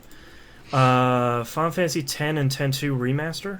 Oh, That yes. should be fine. Put me on that list. That's going to be good. The Xbox One and PS4, those should be probably pretty good. Yeah. Knack for the PS4. Now we just broke the 2,000 mark. There you go. Yeah. Knack for PS4. I'm actually really looking forward to that. I like good character platforming games. Watch Dogs, AC4. Oh, the new Zelda game for 3DS. Ooh. That should be pretty good. Oh, Nice. here, one we were talking about earlier today. Beyond Two Souls. Oh, yes. Absolutely. That That should be Lords pretty of good. Shadow 2. That's 2014, unfortunately. I don't care. Yeah. That's I'm still what I'm looking looking forward for. to it. And just Yeah. announced, coming out December 10th, South Park Stick of Truth. Yes. Oh my God, there's one. Yep. Yep. Yeah. That's a pretty... Alright. Bring me back, games. Yeah. I'm back. Yeah. Howdy there. As the resident Vita Viking, I have to say I'm super pumped for the eventual release of Terraria Yep. on Vita because that's going to be sweet. Starbound and Rogue Legacy, Yep. all on the Vita. And 'cause those La are Mulana just got announced, too. Ooh, So- nice. It's indie heaven over there on the Vita. Yes, it Go is. get your own. Mm-hmm. Question number 2. What are your thoughts / impressions on Watch Dogs so far? Will you be purchasing it? He Yes. says, for the first time in my life, I will pre-order, so you can tell I'm a bit excited. I'm excited to see what that game is for myself. Yeah. You know, I don't... I'm sort of concerned about that game not being great, but I have a feeling that it's going to be one of those things that's best experienced with everyone else. We're like, oh man, I went to this crazy thing and I hacked this thing and oh man, I totally like this mission. You know, like a lot like how GTA 5 is right now. Yeah. You know, where it's like, oh, Yeah. did you do this mission? Oh, it's so sick. You know, like Yeah, that sort of thing. GTI is just GTA. blowing my mind. It's blowing my mind. I just reminded me of that random conversation I had with Trevor, where Michael's explaining to him how he's a hipster. Was probably one of the funniest things I've ever heard in a game. I think ever. I heard that. Yeah. I'm really excited for Watch Dogs simply because I want to be able to climb around the city that I live in Yeah. and just, well, not live in, but live close enough that I know it well. Yeah. And just see how that works and see what they did, what they changed. I wonder if there's any games in San Diego. Except for GTA Yeah. 5. Driver. Oh, that's San Francisco. Yeah. Yeah. Never mind. Yeah. Close. Question number 3. What company pairing, if one bought another, would be amazing? You talked about Sega purchasing some companies a week or two ago and wanted to see what else would be good. Boy, that's a good question. Ooh. I would like to see. I would like to see Capcom buy Rare. Ooh. Because I would just like to see Capcom say, just go crazy. You want to make or like Konami buy Rare, where it's like, we will put out any game you come up with. Yeah. Put out whatever you want. Yeah, Rare's been pretty quiet. I don't think they're really a company anymore. Primarily they're a skeleton crew making Kinect sports. So it's a bummer. I would love to see Bethesda pick up BioWare. Ooh. Yeah. I like the I just sound of want that's just sound like just give them the properties and just see what they can do with them and see if you can bring it back to BioWare's glory days, you know? Yeah. Just that would be all kinds of awesome. I think I'd kind of like to see Silicon Knights properties go to Ubisoft. Ooh, That'd yes. be a good fit, yeah. Yeah, absolutely. that. Because I think Ubisoft can probably let those guys run a little wilder without Diax overlord mentality. Well, it seems like Ubisoft is, as a publisher over this last gen, has been smart enough to say, all right, this game's looking okay, but it needs a little bit more time in the oven. We're going to give them a little bit more money, a little bit more time to come out with a game that's as good as we need it to be. Yeah. Yeah. I would also say that if they don't have enough development with Silicon Knights, they can just take like 1% of the Assassin's Creed team and throw it at it, and they can make like 12 games in a month. Yeah, 1%, which is like 150 people. Yeah. Almost triple their work staff. Yeah, exactly. Question number 4: what programs do you use to record and edit this podcast? All right, bottom up, Skype. Yep. Pamela for Skype, which is a recording. It records your Skype video or audio session. XSplit to live stream to Twitch. Yep. I use Adobe Audition CS6 to record and edit the show. My two co-hosts here both use Audacity. Yep. Since it's free. Because we're audacious. Yeah. After I'm done editing, I use a program called MP3 Tag to do all the MP3 tagging stuff on each episode. Cool. And I use Libsyn for hosting and WordPress. Yeah. So I should probably update the equipment page of the TVGP site at some point. Yeah, because I really like our mics. Oh yeah, we use Audio Technica AT2020 USB mics to record. Yes. And it just has like a $2 stand and a $5 pop filter on it. It looks impressive. It does has this cool little it has a shock mount. It has a cool little blue light. Flew over and almost got there it. You go. There it is. Yeah. Look at it there. There it is. That's the mic. For everyone on Thursday night game night trying to figure out why I sounded so wonderful, that's why. It is a $120 mic. Well, I mean, like I am literally an arm's length away from the microphone, and it picks me up. These are very solid mics. I did some testing with some other mics that were good, but not the quality for the price that these are, and not most of them they're going to be an XLR mic, and they have to have a phantom power and a mixer and all this other stuff. It's just a USB mic that plugs in, and it works. Yeah. Works awesome. And before I get any questions, there are only light bulbs in that bag. Paper bag. There you go. That's all that's in there. Now you know. Light bulb bag. Number 5. Our favorite yearly question: favorite food and drink while playing games. Montauk here says, I like carbonated water, like club soda and pretzels, but I try not to eat at my desk. Don't want to ruin keyboards. Yeah. Good pro tip there. I don't really eat anything because I lately I've been I get into a really good almost fully laying down position on the couch, and that's not really a great. That's not conducive for eating. No, that's conducive for choking and dying. So I haven't really been doing that. I have been on a pretty steady diet of tobacco and water. There you go. While I've Does a been body playing. good. But no, if I am snacking, it's usually either Cheez-Its or pretzels. And Yeah. I've been a big fan of giant soft pretzels lately. Ooh, Oh, yeah. nice. Wrap those things in wax paper, throw them in the microwave for 1 minute, and they're perfect. Yep. Nice. I tend to stick with either, if I'm a little tired, I'll grab something caffeinated and carbonated, like a Red Bull or a Pepsi or something, depending on the level of tired. And most of the time, I'm sticking with water. Yeah. And generally, if I'm eating anything while I'm playing, it's probably like just two or three pretzel rods. I tend to stick with like the larger, pretzel rods because you can just grab a bite, put it down. You don't have Yeah. to, grab a handful and like, oh, I'm chewing for 5 years. Yeah. But other than that, I try to avoid eating while I play because like one of my pet peeves is like controllers getting dirty. Or the and gunk just- on them. Yeah, it's greasy. just- Or listen to people munch on food in your maw. Yeah, that's Yeah. true. I actually I have like this ritual of taking apart my controllers and like cleaning them. Like I have like the torque screwdriver you need to take down You're putting them through a the 360 dishwasher. control. Yeah, I do because Yeah. I can't stand like when they're gross. They'd all. It's gross. Yeah. Ah. Question number 6.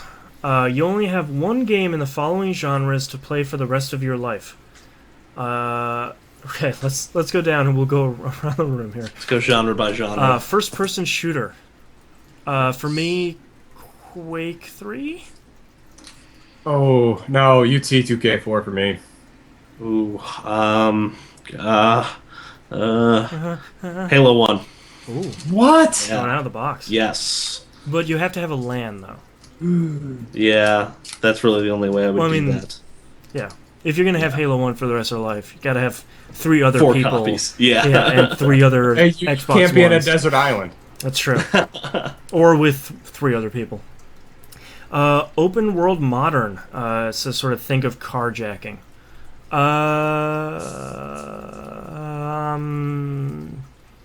That one's pretty tough. Yeah. I'd like to say GTA 5, but I feel like that's the easy choice. I think I could live in Saints Row very happily. Same Yeah. here. Saints Row 3. If we're talking just that type of open world, if we're expanding it to open What world, are you jeez, I know exactly where I'm going, and that's Skyrim. Yeah. Because my God, mods. Well, that's his next one, open world fantasy. Mine would probably be Skyrim. Yeah. Tall Duncan in chat, he wins it. It's Sleeping Dogs for me. Oh, Sleeping Dogs. Yeah. Yeah, I could live in that world forever. Good Thank you, point. sir. Yes. P-Flux in chat says, Hannah cleans his controllers the way assassins field strip their guns. I do. It's really weird. I should do a P-Flux, YouTube video of that. P-Flux says Fallout 3. That's a really good choice. That's a That's a lot of fantastic games. choice. Haunting I would game. probably go with Diablo 3. Ooh. I Yeah. could sit and play that game forever, Yeah. Yeah. even Always- though I don't. Always but plenty of loot to get. Yep. Always need more. Next genre is MMO. Wow. Come on. Yeah, it's wow. I got nothing. You know, the only other one I would probably say is Phantasy Star Online. The original Dreamcast one. Yeah. Like version 1. Yep. Yeah. Version 1.0. Yeah. I might even say FF11. I played that briefly at one point, and that was quite a bit of fun. So Yeah. Next genre, rhythm/music. Rock Band 3. Guitar Hero 2, perfect Guitar Hero game. There you go. Frequency. Come on. Yeah. Frequency or amplitude? Nah, Yeah, frequency. Frequency. The soundtrack's a little bit more better. It's true. A little bit more gooder. Yeah. Racing. Split second. Yeah.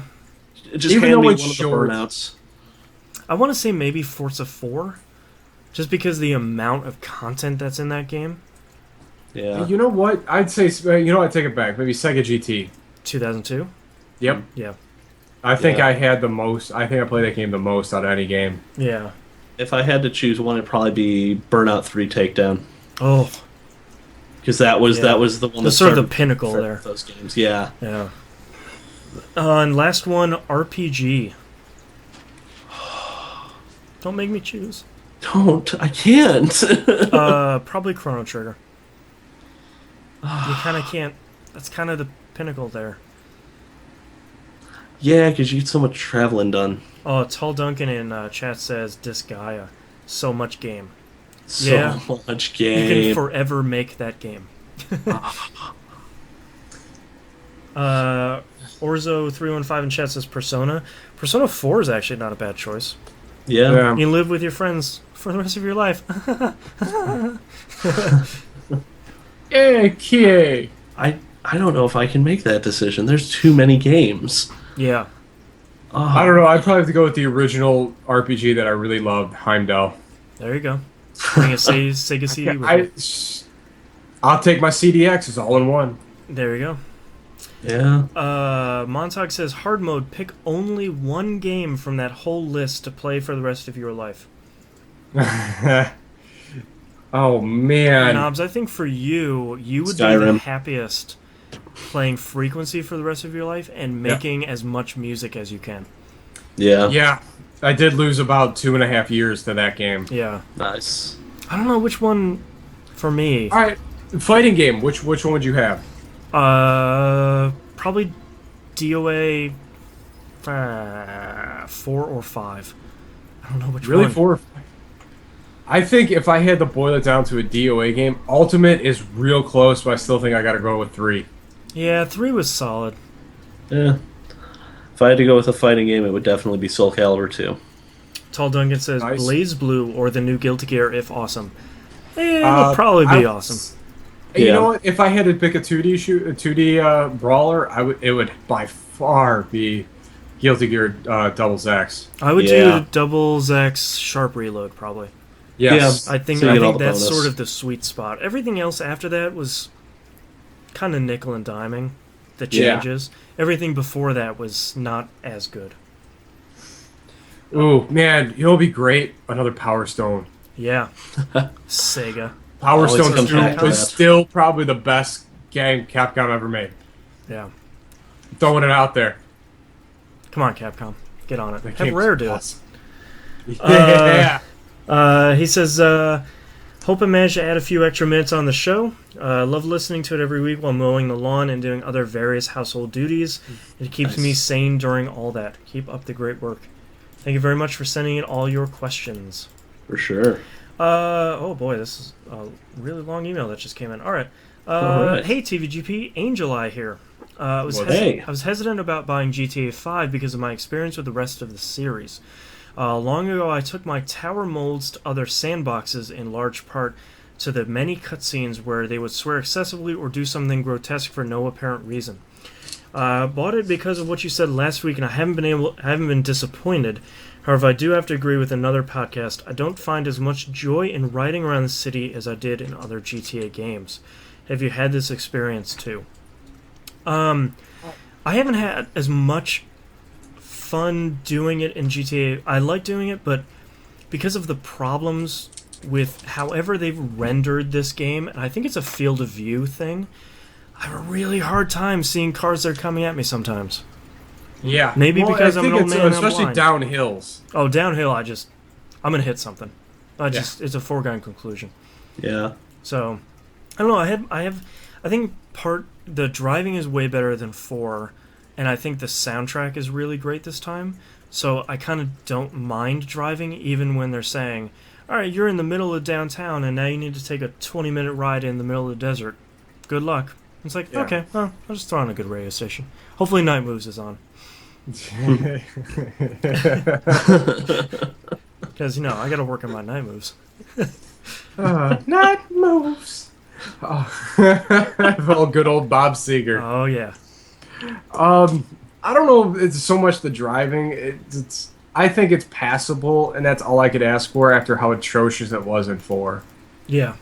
4 was just indefensible. For some reason, like I mean, Saints Row 3 nailed it. I Mhm. mean, nailed open world driving. Yep. I actually like how unrealistic it is in GTA 5 because it's a little bit squirrely, but Yeah. it kind of makes it fun. Oh yeah. I don't know how many times I just pulled a one. Oh come on, that curb no way sent me that way. Yeah, exactly. Yeah. All right, moving on to the second part of his email here. He says, I have some questions for you now, so ready your pretentious caps or elitist wigs, for it is philosophical, but first some context. I was listening to another podcast, Life Well Wasted. He says this podcast is like the radio show This American Life. If you haven't listened to Life Well Wasted, you should really go listen to it. There's not a ton of episodes, and it is kind of the best gaming podcasts can be. Nice. In an interview, the question of are video games art came up. The interviewee talked about how the late Roger Ebert thought they weren't, and summarized why Ebert thought they could not be considered art. I disagree with Ebert personally. Here's a prime spot for definition of art, but as art is subjective, that is pointless in my opinion. I do have a game and a scene from said game to put forward. I think the game Heavy Rain, spoilers here for Heavy Rain if you haven't finished it, is a great example of video games as art. The scene I want to explore is a challenge to the main character from the antagonist. The challenge is to cut off a section of one's fingers to receive information on where his son is. He's given a time limit of 5 minutes. I will never forget that scene. This scene had a definite emotional resonance. I felt the anxiety of the character and paused to weigh my options before I continued. A story that does not resonate emotion, I would not say is art, but in my opinion, the scene and Heavy Rain as a whole did. And I think it can be considered art. So my questions are, do you think video games are art? And which game or games would you say are art and why? Before we get into the question, I don't know if we ever really addressed Ebert's opinion about video games aren't art on the show, because I think we were sort of ignoring it. Who cares? Yeah. You know, Yeah. Roger Ebert was a very respected film critic, and I absolutely respect his opinions and his experiences with film, but he was positing a personal opinion on a medium that he had little or no experience with, and saying that they are, at their core, invaluable, which is anathemic to how I feel about video games in general. And his opinion kind of doesn't matter. I don't think we should continue to really worry about it. Yeah. Well, that's my biggest problems when major like political critiques or just kind of off the cuff editorials about people commenting on what role video games have in our society and what they are without ever experiencing or even mildly even attempting to play them. It's like the guise of the murder simulator. There's more to it and more context than what little snippet that you have to look at. Well, we've had these conversations a lot over the years, ever since the podcast started and video games were really starting to explode again. That it's video games as time. It's just like comics or music or movies. It's just our time right now to be under the spotlight until something else and much more horrible to America comes up to take its place. Well, it's labeled as the scapegoat for modern problems. Yep. Yeah. And it just essentially is. In a couple of years, it'll go away, and some internet drugs will be the problem. Jacking the internet in your veins or something. Who knows? Crocodile. There you go. It's a perfect drug name. You know what I'm talking about, Brian? Yeah, that's horrifying. Yeah. It's the meth of heroin. Great. That's what the world needs. Yes. There are some disturbing images of what this thing has done to people. Will not hit the internet. So he here Angel Eye asks us, do you think video games are art? My personal opinion on art is, I consider art anything that really elicits a reaction. Yes. Like an emotional reaction. So are you angry? Are you sad? Are you, pissed off? Are you happy? Whatever. If that is, I consider that thing more than likely to be art. Yes. So I would akin it to this. If we were indifferent about everything we played, then it can't be art. But since we are here and talking about this topic passionately and emotionally, I think there's no way to deny it as art. Yeah. See, here's my opinion on the whole thing here is when people say are video games art? You can't answer that question. Yeah, that's There's not a no yes way or to no answer answer. that question. You can't say yes because there are games that are undeniably art. I would consider games like Shadow of the Colossus and Ico and Heavy Rain and pretty much anything Quantic Dreams put out because they're great Well, I mean, I as mean, those types like, of games. But to call something like, I mean, if you want to get down to like the baseline of it, as far as games go, like a slot machine isn't art. right. Well, I mean, Um, you bring up a really good point. It's a lot like Schrodinger's cat. Is the mhm. cat alive or dead? Both. Are video Yes, games art or not? Both. both. I You can mean, also make the argument. The better question in my mind is: are video games an art form? sure. I I think think that's they can be once again, but I think more often than not they're a commercial product that's centered around something that relies on art as an asset. Right. I would feel it's more often than not that it would be considered an art form because the most game companies or game designers they want people to enjoy the game. So at some point they have to put some effort towards an emotional response to convey a story. It's a medium for storytelling.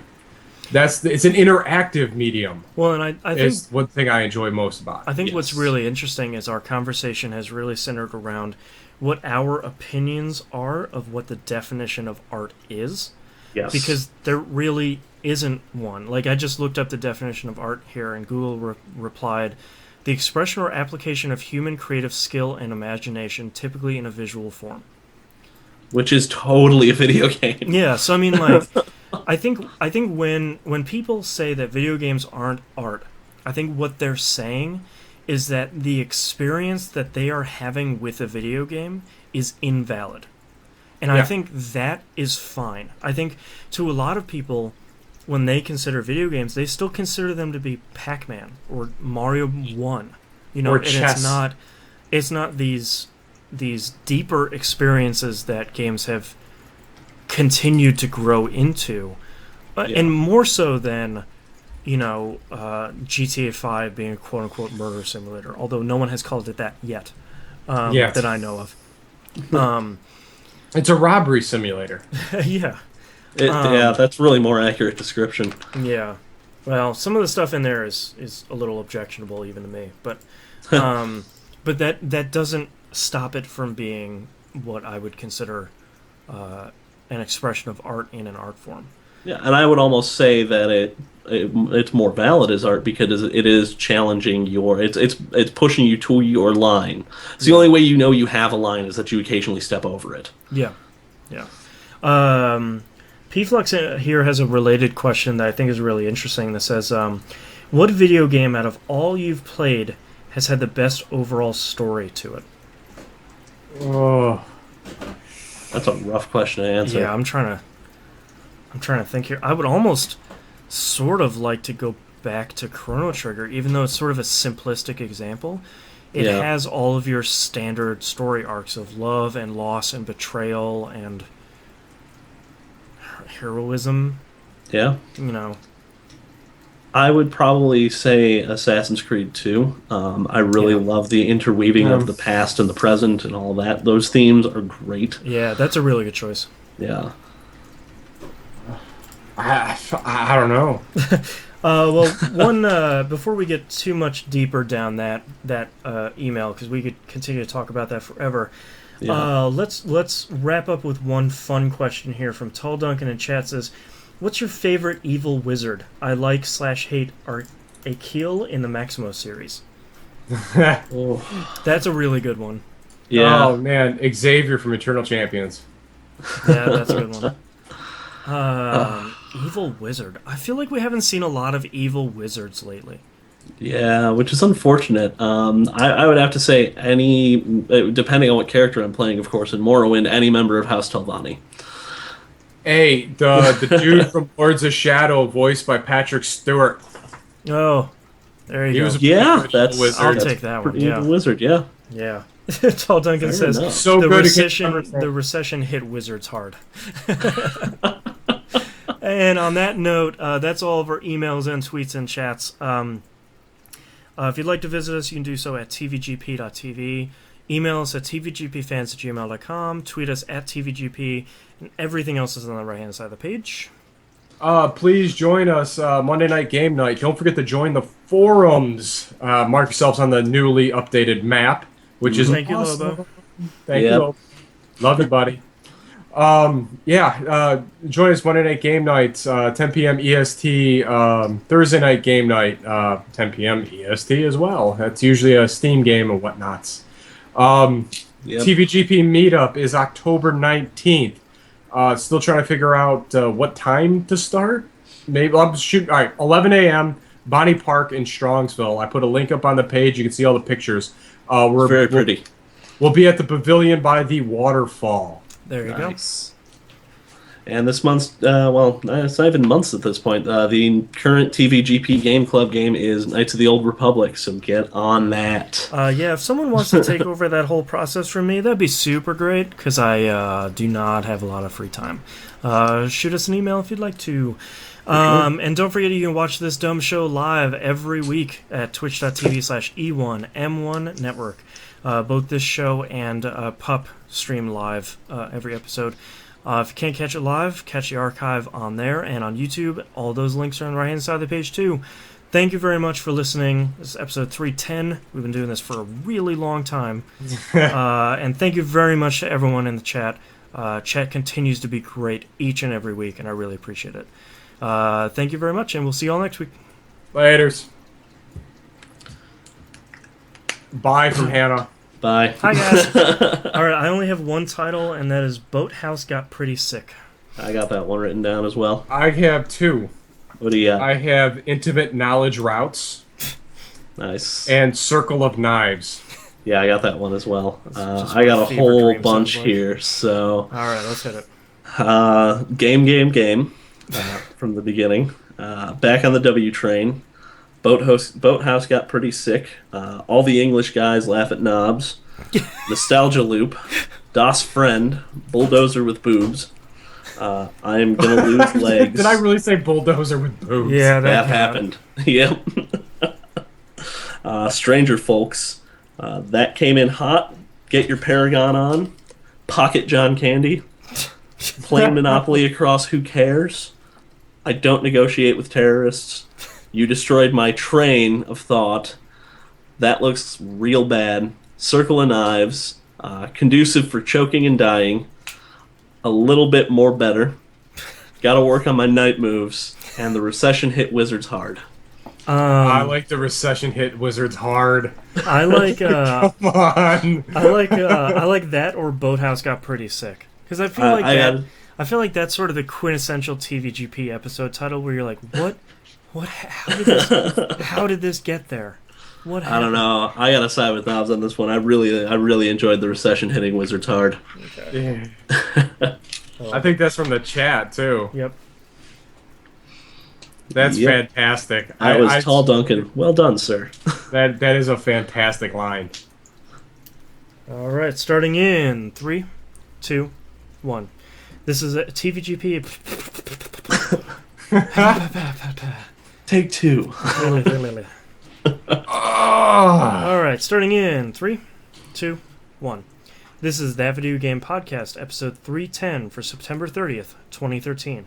The Recession hit Wizards hard. Shazam! Where's my hat?